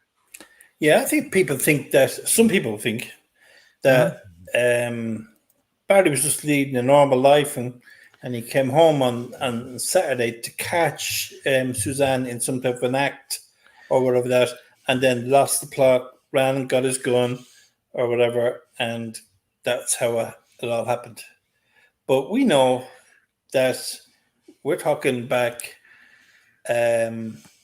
way before 2019 that I'll just find it here now. that they knew that Barry was. Let's put it this way: Barry was suspicious of Suzanne. So you had Sheila came to stay, and Barry was out in Arizona, I think, actually, hunting, whatever, for a week or something like that.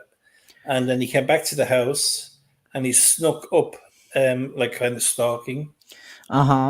And Sheila was a witness to it.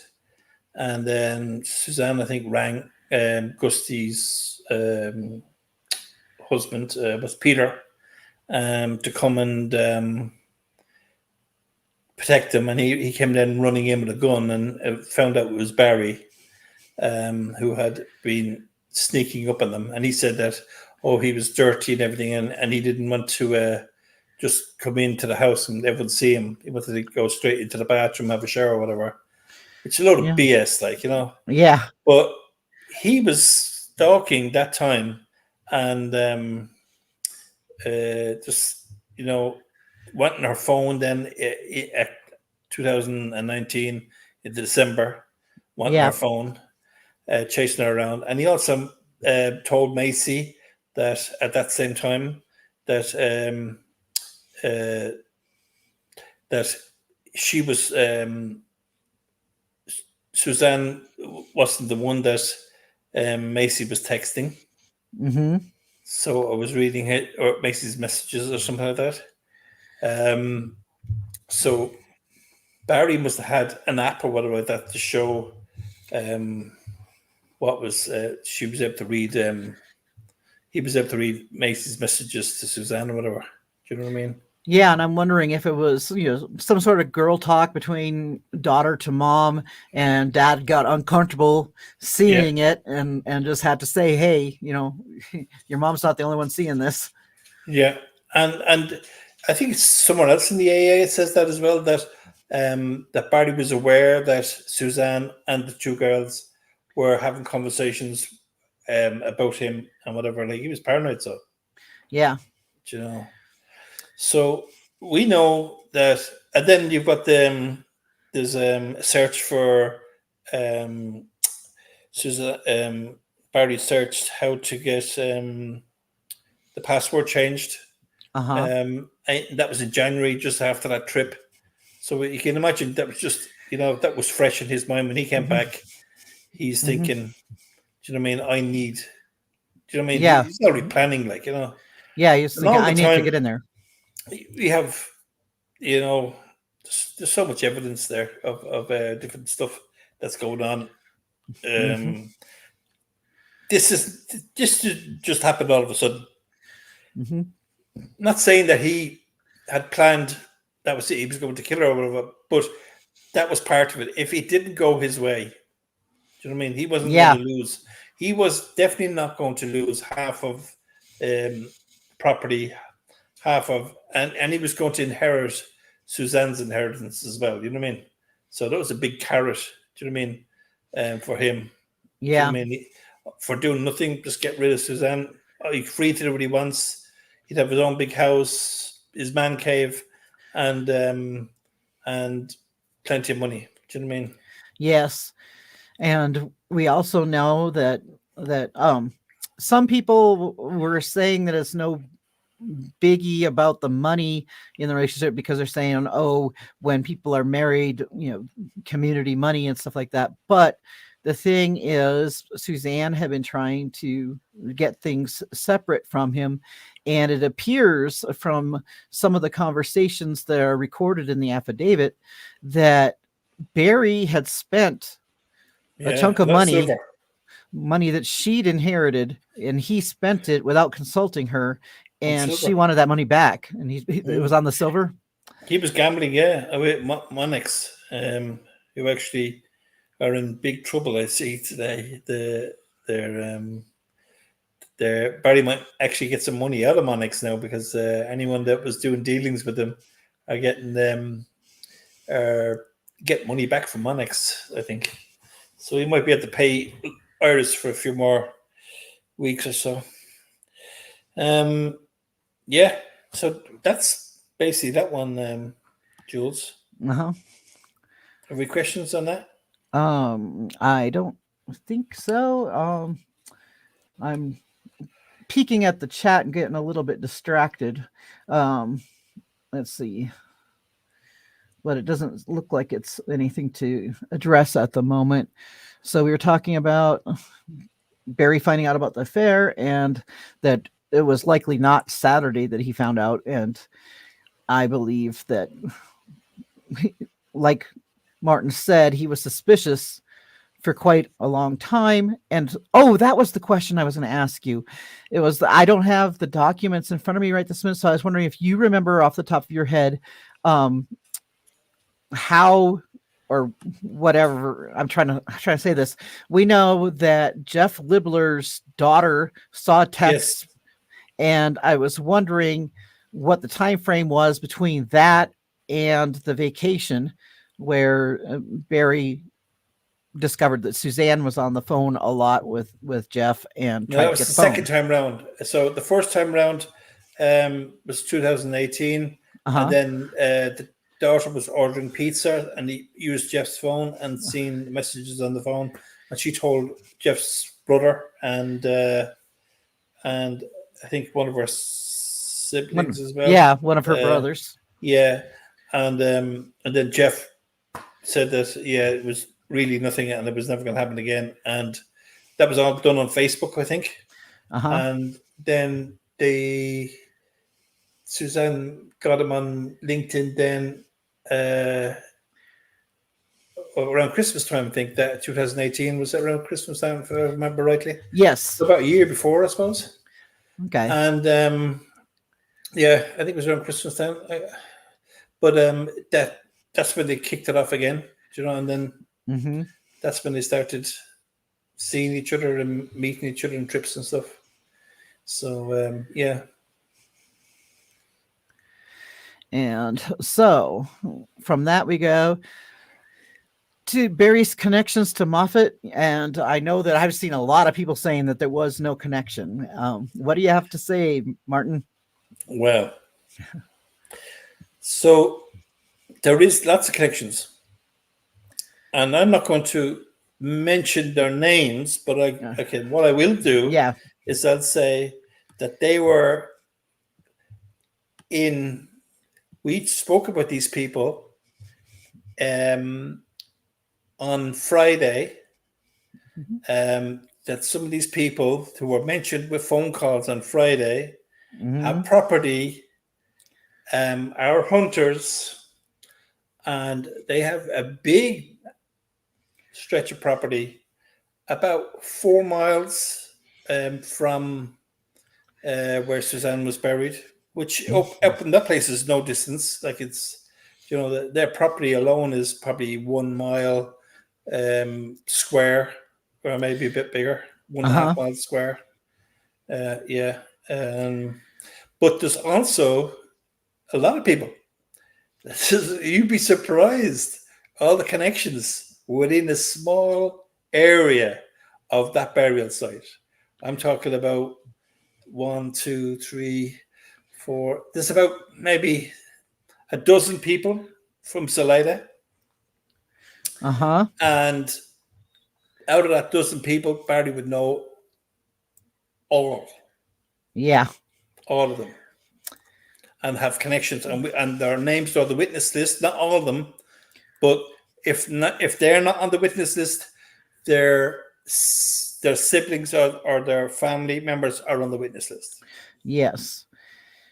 And I'd also they like all live very close to where Suzanne. Relatively, because it's like a desert. Do you know what I mean?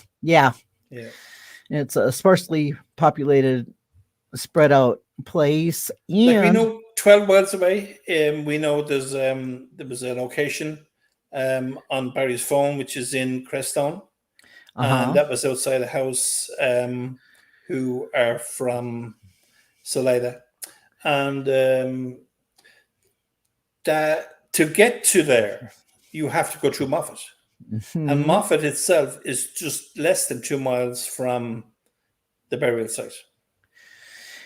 So we know for a fact that Barry was less than 2 miles away from them, but I'm sure there's that Barry hunted in that area. Yes, that's what I was about to bring up, was that Elk. there's a large elk hunting area over there on the public land over by where Suzanne's remains were found. And it's a popular area, and lots of different hunters have talked to me about it and said, well, this is well known. So people are saying, a lot of people were saying that, Barry just went that direction and happened to cross this open field and whatever like that. You go there and look at it everywhere. It's just open fields everywhere. Do you know what I mean? Yeah. But you'll be surprised now. You will fall over when you know the people who have property in that area. And also, as you mentioned about Barry being connected to Crestone with some tech information, could you repeat that again? Because I've had several people telling me, I had several people telling me that was because of his vehicle, and that it must have been the previous owner that went there. No, that's probably coming from Tech Commander, I'd say. No, that was actually coming from. I don't know how many of them are separate people, or if it's just one woman, but several female accounts have been telling me, it was a previous truck owner. No. And I know who that is, so I know who that, if that's, Yeah. I've got one that says that Barry's Bobcat was in Indiana time. So it's that same person. Yes, it's that person. Yeah. All right. So I know who you're on about. So they were saying that the telematics on Barry's Bobcat were not UTC time like every vehicle in the world. They were special. They were in Indiana time. So So we're not talking about anyone really we're talking about here. But I will say that it's in the locations of Barry's truck. So, and I can trace nearly all the locations of Barry's truck that he was there. So, like hospitals, Broomfield, Colfax Avenue, West Colfax Avenue, or was it East Colfax Avenue, West, I think. There's Poncha Springs. There's houses in Poncha Springs that nobody's walking in. There's just so many, like, and they're kind of in a time scale. Do you know what I mean? Yeah. So you can kind of work out. The very last one on the list is the forensics building. Yeah. So that was the last place when they actually pulled the report. The very last place was the forensic building in the list.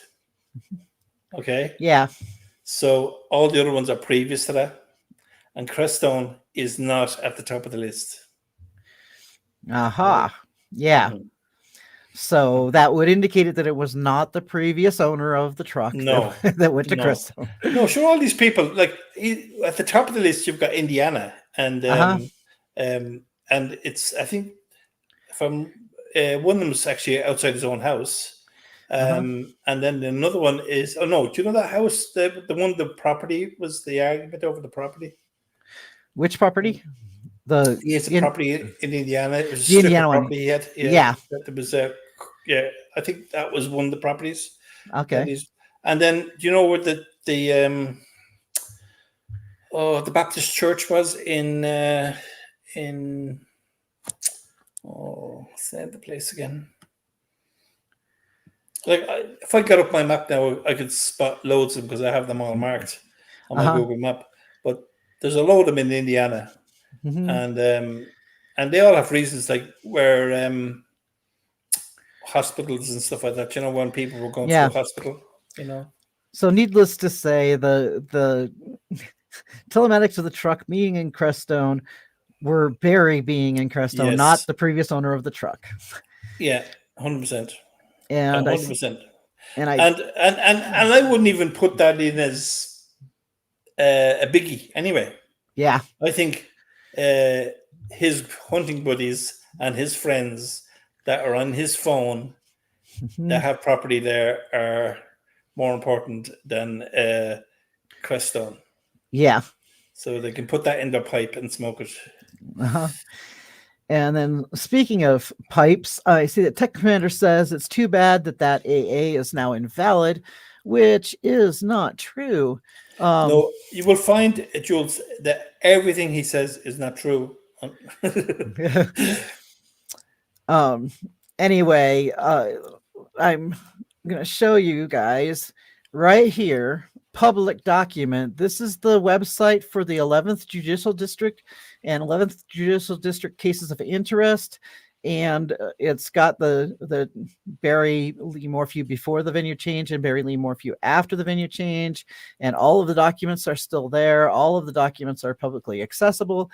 And this case is public record, and it can be referenced by the new case if a new case happens. It's not irrelevant at all. And that, if it had been dismissed with prejudice, that would be a different thing. They would likely, if it got dismissed with prejudice, that would mean that they can't file new charges, which would mean like either they was acquitted or whatever, in which case they would have to take that all down because it then didn't exist pretty much. But that it does exist because they left it. It was ruled so that he could be prosecuted again. And, just because he's getting prosecuted in a different district, if he gets prosecuted, doesn't mean that, it doesn't mean that this information can't be used. They've got the tapes of Barry, everything that he said in his interviews. They've got all of that evidence. So, sorry, Jules. I've just seen something wrote in the chat, so I just have to pulling up here the phone locations. Okay. So the very first one is Arcadia, which is the Carson Road, Arcadia, which is the home. That's the very first one on the list. So, and the last one in the list is the forensic building, right? Mm-hmm. And there is 1, 2, 3. 1 second, I can actually do it here. Sorry, 4 and 26. So there's 21, I think, 21 or 22 locations. So you got Arcadia, Buena Vista, Denver, Colorado Springs, Telluride, Crestone, Rico, Indianapolis, Thornton, Henderson, Poncha Springs, Nobbsville, Carmel, Pueblo, Poncha Springs, Salida, Broomfield, Poncha Springs, and then Poncha Springs again, which is the forensic building. So they're all that's the places went to know. You can see halfway down, or over a third of the way down, we get Crestone. Mm-hmm. And so when I was searching all these initially, I put a little thing on the side, and where they were. Like the one at West Colfax Avenue was outside the Royal Mint. And or not the Royal Mint, but the USA Mint. And then like the other ones is outside the one in Telluride is outside a firehouse. The one in Crestone is out in the sticks. So I know these quite well because I've been looking at these for over 2 years now. You know what I mean? Yes. I know that these are not from the previous owner. Mm-hmm. So we've put that one to bed. Debunked. Yep. And then the final one that we were going to go over today, you touched on it a little bit earlier, but we'll talk about it again since it's right here and people can see it there. This was Barry spying on Suzanne and stalking her. And I'm going to go share your document again. Okay.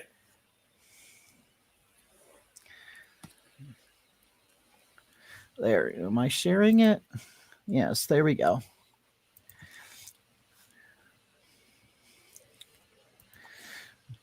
And So there it yeah, is. so we got this little camera here that Barry bought, and this was in.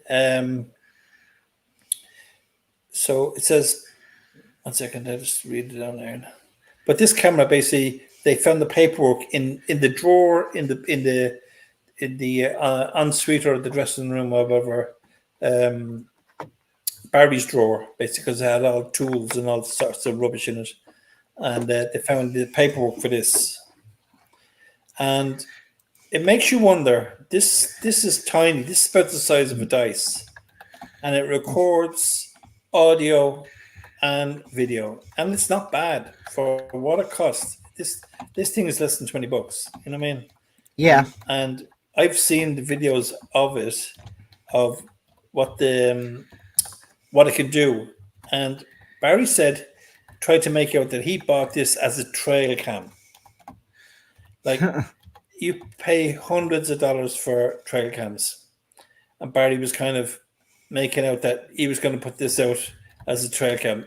Nonsense. You know, he bought this for one reason and one reason only, and that is a spy camera. And I wouldn't be surprised if Barry had other spy equipment around the house, similar to the spy pen that Suzanne got. Um, Barry probably had a spy pen. Maybe there was phone chargers, and there's all sorts of things that look like normal stuff around the house. But Suzanne did say that he knew that she was looking, that he was looking at her in Mallory's room, in the bonus room. So makes you wonder what he was doing with a spy camera in Mallory's room as well. Uh-huh. You know, makes you shudder That's kind to of, think. yeah. Yeah. Yeah. So let me have a look at this now. Get closer to this. Now, are you guys seeing how tiny that camera is? It's sitting on a fingertip.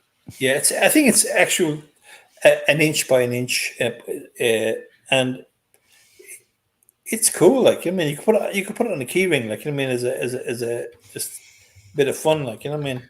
But yeah, imagine you can record conversations. It's voice activated, so it starts it off, and like if you put that up on a shelf between two cuddly toys or bookends or whatever that, who would know?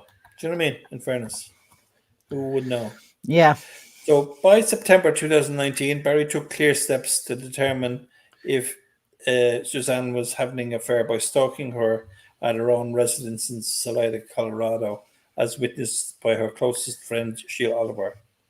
Barry was asked if other people had passwords to get into the phones and laptops of Suzanne. He replied that Suzanne told him what her last password was. It was 198929. So then we have knew I was looking at phone and bonus. Did he have a spy camera in Mallory's bedroom? So Grusing asked about the time when Barry and text Macy in Mexico and Suzanne not being the one receiving texts from Macy. Isn't that horrible? Do you know what I mean? Like, that just, like, I have kids their age, you know what I mean? And I'm just thinking, who would do this? Do you know what type of guy would be, especially daughters as well? Do you know what I mean? Yeah. Watching even what they're talking about. And then it brings your mind back to when he's had the Richardsons at the house but for dinner, and he's discussing that Mallory was the only virgin in Colorado State University. You know what I mean? Yeah. Yeah. It makes you wonder how he knew, like, you know. Yeah. So FBI agents asked Barry about the statement on April the 22nd, 2021, and said he did not have Suzanne's phone or passcode, just her iCloud password.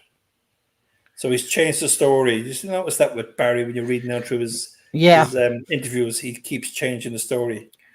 But they're there for everyone to see. It's a bit late to try and change them. Yeah. So, right. Grusing said to Barry, agents prior to their phones were tied together through Apple and had the main Barry interjected. 1 second, so I have to read it again. Oh, yeah. They were tied together through Apple and he had the main. So he had the main account. So when you have the main account and all that, basically you could do all those things that I was talking about with no issues whatsoever. You could just, because you're the account holder, and you can pair and all that sort of stuff. Barry interjected anyway, yeah, but she changed hers.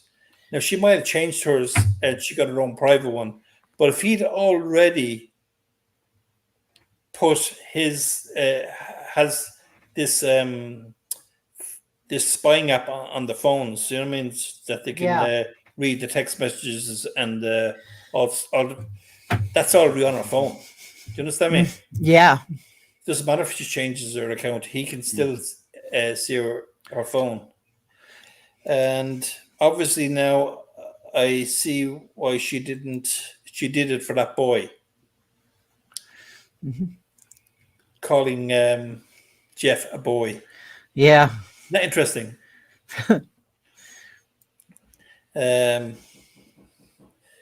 But yeah, she had her own Apple ID password and stuff I knew nothing about. How did he know she had her own Apple ID and password? That's what I want to know. Yeah. Do you know what I mean? How would you know? Exactly. And then from the 50 grievances, knew I was looking at phone and bonus, stalking Sheila and me in the house without telling, lied when you said you needed phone to call Casey. So Casey's a worker with them in DSI. And so Barry must have said to Suzanne, I need your phone could you have your phone to ring Casey? And she handed over the phone to him and he had access to her phone. So did he pair her phone then? Do you know what I mean? At that time. Yeah. Chased me around the resort and threatened, took my phone. And we know about that as well. Yeah. And then from the civil lawsuit on item 284, the defendant authoring the arrest affidavit knew from the 2020 search warrant return from Apple that the second device identifier is not a second device or phone, but instead it likely identifies that Barry and Suzanne's iPhones were connected to the same iCloud account for a while.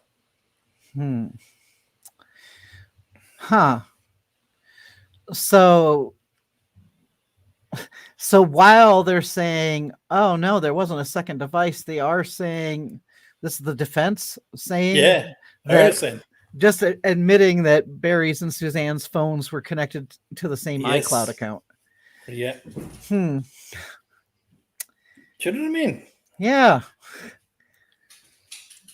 That's a very interesting defense point to say, oh, it didn't mean this, it meant this, but basically it means the same thing. He had access.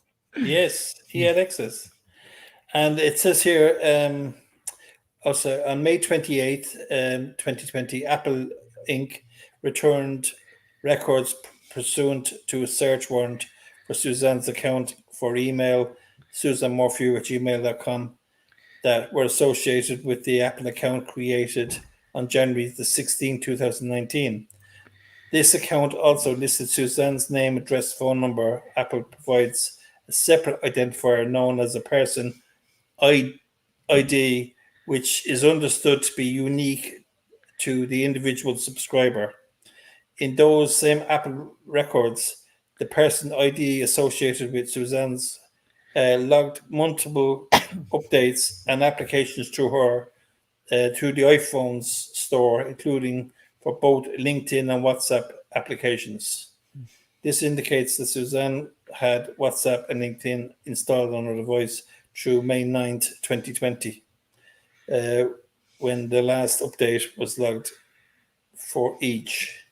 Yeah. In regards, what's it now? Yeah. Interesting, isn't it? Yes, that's very interesting. So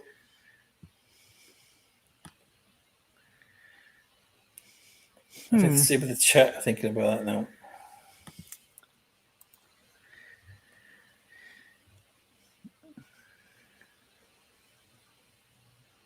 He manhandled her, yeah. Yeah, Sheila is a key witness, 100%. And she will be a brilliant witness.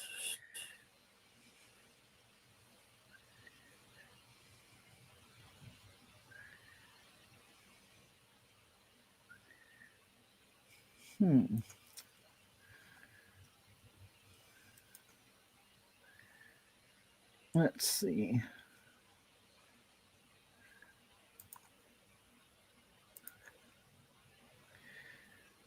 Oh. Let's see. Jean says, in regards to Suzanne's grievances, she said one of the daughters was pushed or something like that. Wonder what she was talking about. I believe what she's talking about is when she said that he pulled Macy in, meaning that whenever they had an argument, he would verbally had to go with her. Yeah, he would pull her into the whole thing. Yeah. No, yeah, he brought her in like into the conversation, into the argument. Like it should never happen. Do you know what I mean? Right? Yeah, you don't. And do that. Suzanne actually says that she never forgive him for that. Do you know what I mean? Once he done that, and he actually said it as well that he made a big mistake by doing that.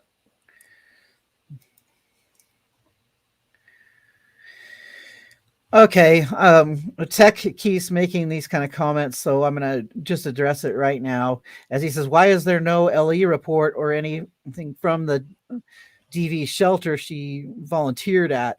And the thing is, these domestic violence shelters are safe places, and they do not release information because for a lot of these people at these shelters, it is a matter of life and death. Yeah. So they do not release that.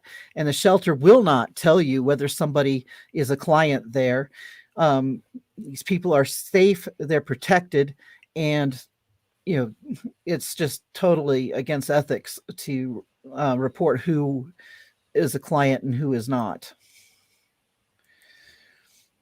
Gene, that remember BM threatened to cut Jeff's privates off and shove him down his throat. That was somebody that was Barry had made the story up that there was his he had a private detective working on the case, and that this guy could be in a basement, and they were going to get him and blah blah. Barry was going to be the hero. You know what I mean? And do all this. He's so full of shit. Like, God. When you think of it, when I think back at this guy telling everyone that he passed the polygraph twice, and just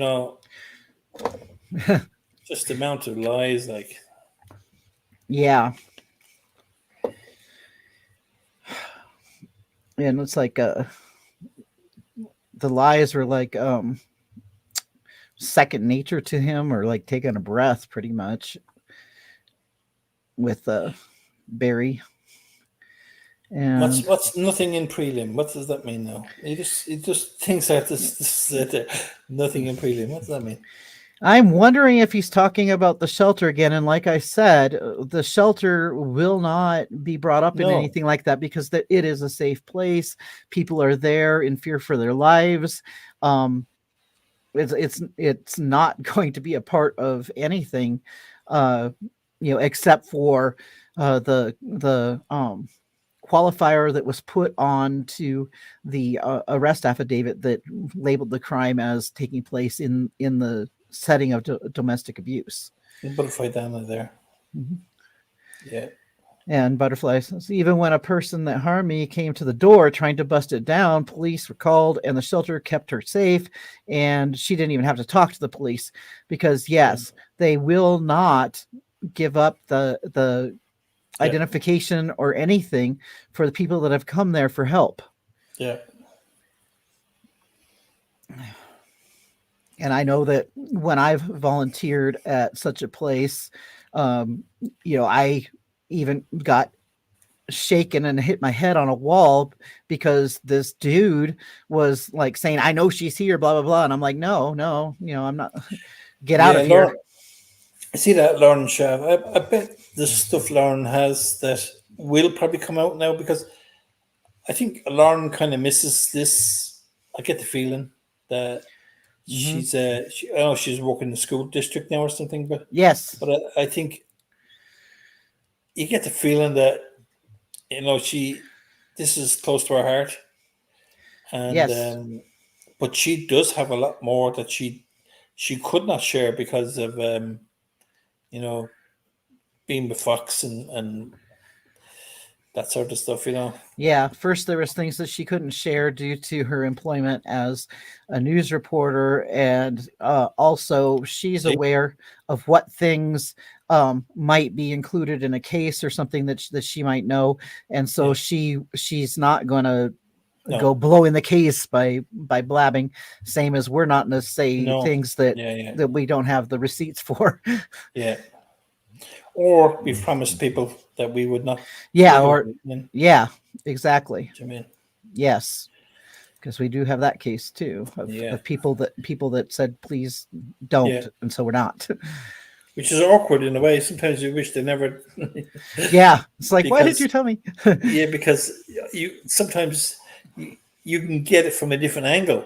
Do you know what I mean? Like the same. Hmm. So, but like it is what it is. But Hmm.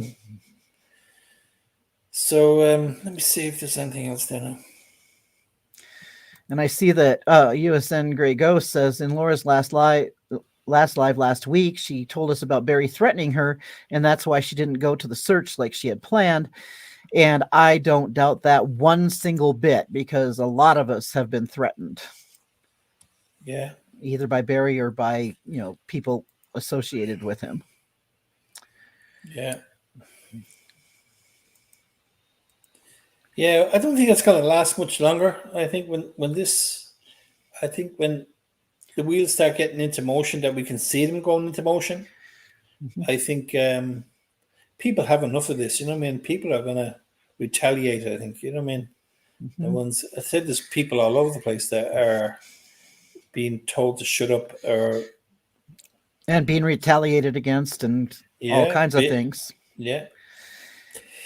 Mm, And Gene says, didn't Barry ask for immunity if he told detectives his life story? he And did. Yeah. yes, he did. Hmm.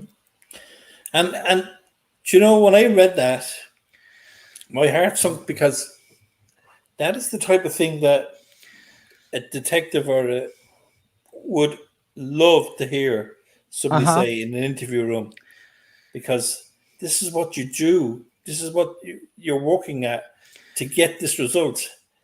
And I don't know what was going on, but this kind of got brushed under the carpet. And as the interview went, I'm looking for the bit where he's got him to spill the beans. You know what I mean? Yeah, I And was. and nothing. It just Barry came out of there and said, "Wow," he was Yeah, I like was Popeye. You know what I mean?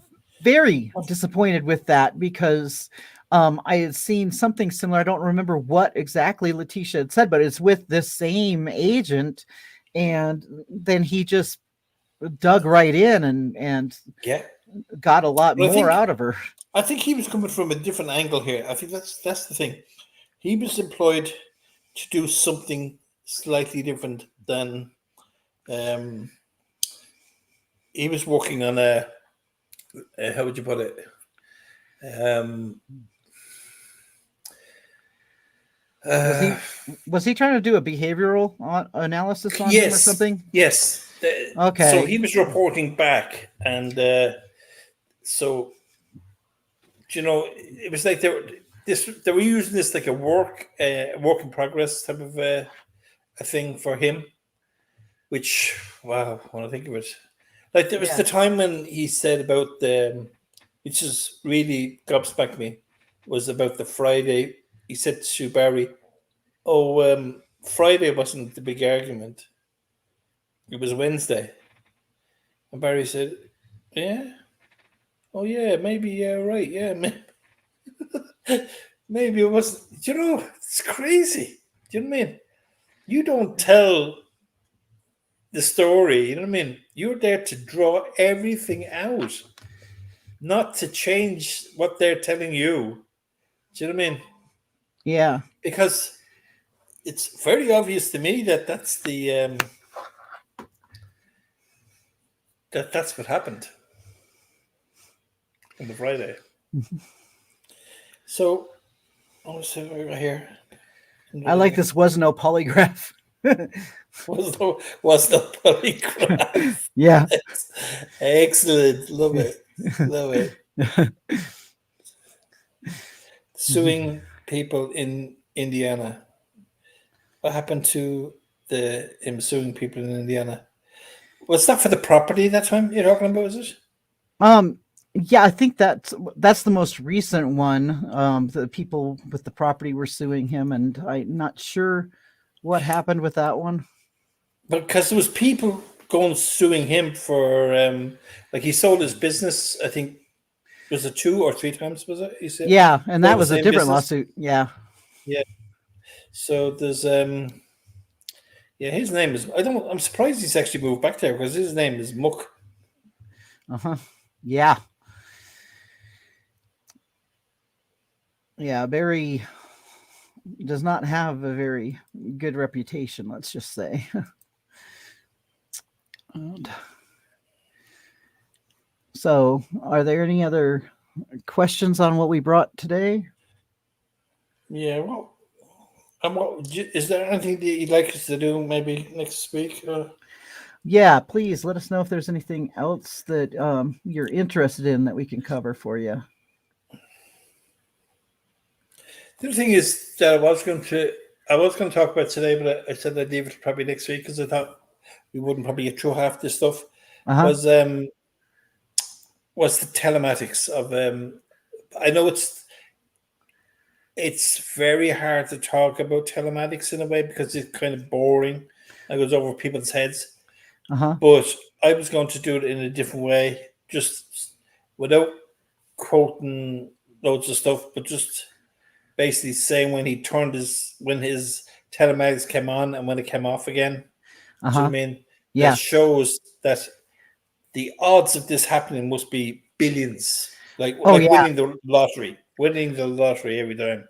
Yeah. Like when he left Puma Path and went to Broomfield, as soon as he drove, when he started up the vehicle, even before he started up the vehicle, actually, because it was 3:30 or 50 something, 3:52, I think it was in the morning, that Barry was the last time he used the vehicle, and then all of a sudden he's 8:10 in the morning, he's driving into Broomfield.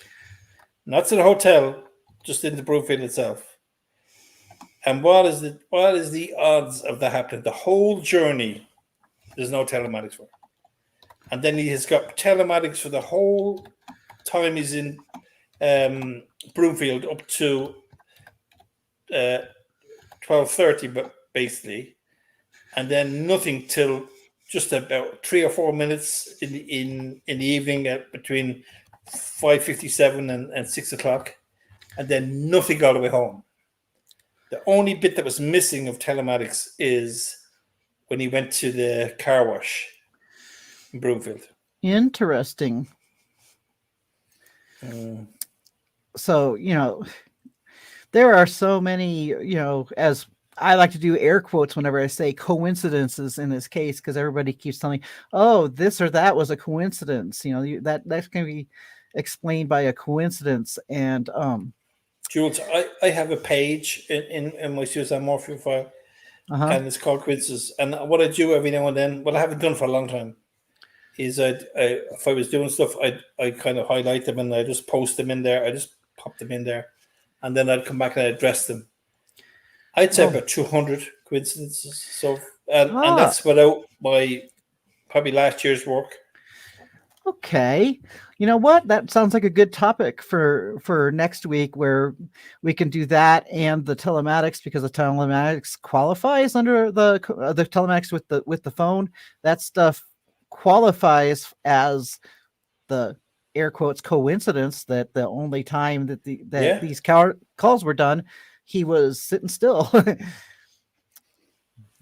Yeah. I'm hoping that. Yeah, I'd like to see something happening. Do you know what I Hmm. mean? What we've got coming up now is the. Did you advertise that again, Jules? The Trish Leeway and Oh, yeah. Let me go find I have it in this folder because yeah, there's going to be a 11th, isn't it? 11th, is it? yes, it's on the 11th, All right. and let me pull up the thing. Oops, I lost my I lost my basically I lost my plot, but here we go. Let me add this and show you guys. Open. And here we go. On Saturday, May 11th, from 1 to 4 at the Poncha Town Hall, which is at 330 Burnett Avenue in Poncha Springs, is this celebration for Suzanne, remembering Suzanne. And it's going to be a potluck style thing. So bring a dish.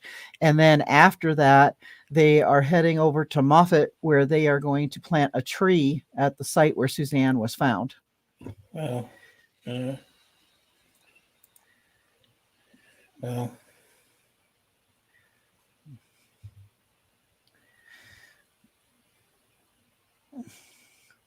And yes, Gene mentions that Barry's a bully. He threatened Tyson during that recording, saying he's going to come after him if he finds out he's a reporter. And yeah, and then Gene mentioned, you can imagine the threats he made against his own daughters. Just saying, and that is one of the things that that I always say when people get upset about how the girls are. What they are doing or not doing and stuff like that. And I'm not touching the girls because No. they are going through so much, and they have gone through so much their Yeah. entire lives. With a man like Barry for their father and the way that he Can you ran. imagine? Yeah. They would not be second guessing their dad. They wouldn't be doing anything. No. And someday they will understand this, but right now people shouldn't be pushing them or anything, and No. just let them heal at their own pace. Yeah, and I even times when I see them like walking up toward to court and like like it was a catwalk and whatever, that wasn't them. That was Iris, and it was you know it was to take distraction away. And then next thing, when it was getting bad press, they had to dress down, and then they're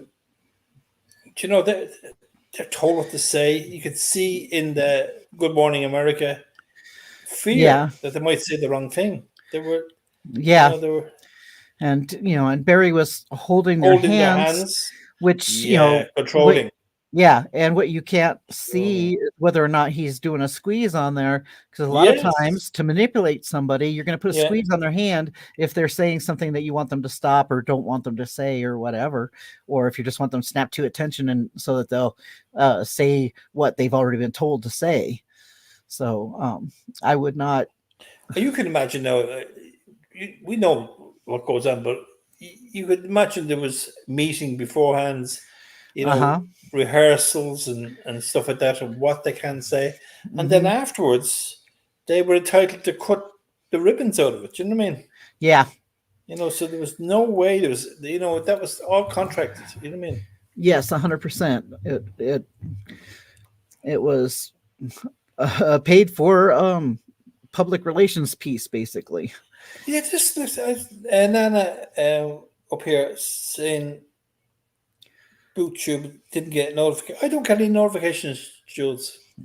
Yeah, I'm under what Kurt explained to me is a shadow ban where the same thing happened with me and Kurt. Then the same thing happened. Everything was fine, and then all of a sudden, And what I used to do is I used to go in and unsubscribe and then subscribe again. You know what I mean? And Yeah. it might work then for a week or two. I must try that actually here. And I don't know. Is this something I was trying to think? This is something I've done on my laptop that I've knocked off the subscriptions. But I get loads of other people's subscriptions. You know what I mean? It's strange, isn't it? But that's why we keep saying, to make sure you're subscribed to me, because sometimes people get unsubscribed and they didn't mean to be unsubscribed. Like sometimes YouTube will do it, or sometimes you'll hit the wrong button and it unsubscribes or something. Like if a notification is coming in at an inopportune time and you hit it, maybe it won't, maybe it won't show you next time, or whatever. There's a lot of different ways that it can happen, and which is how come I go and post these things on my other social medias and stuff. And while this one is a day delayed, I'd say that it's fair to say that Martin and I are usually on here on Sundays at 2, but I had something come up, so we moved it. Yeah, moved it today. It's just me finding any Jules if you want to do that.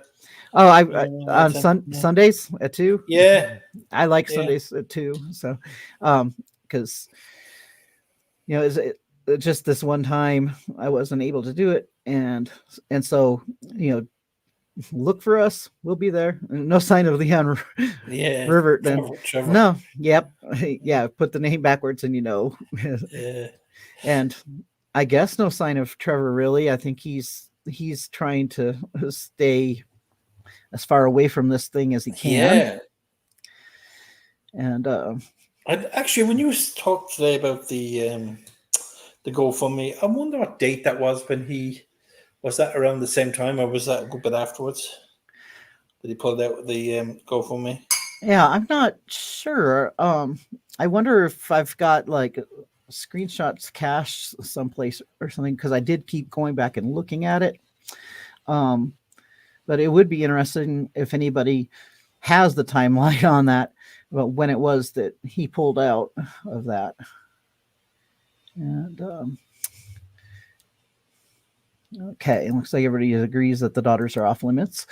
Okay. Yeah. And so we'll end the stream now. Thank you so much for being here. And yeah, thanks, folks. See you next time. If you want to know one thing, just put it into the what you call it? Chat. Into the chat here. And and we'll answer the questions. Yeah, because we like to go and look at it again afterwards and see comments under the video if they didn't make it into the chat here. But we'll look at all of it and see if there's any questions we missed. So we do want to address anything that you have questions about. Love you guys. Thanks for being here. Look, folks.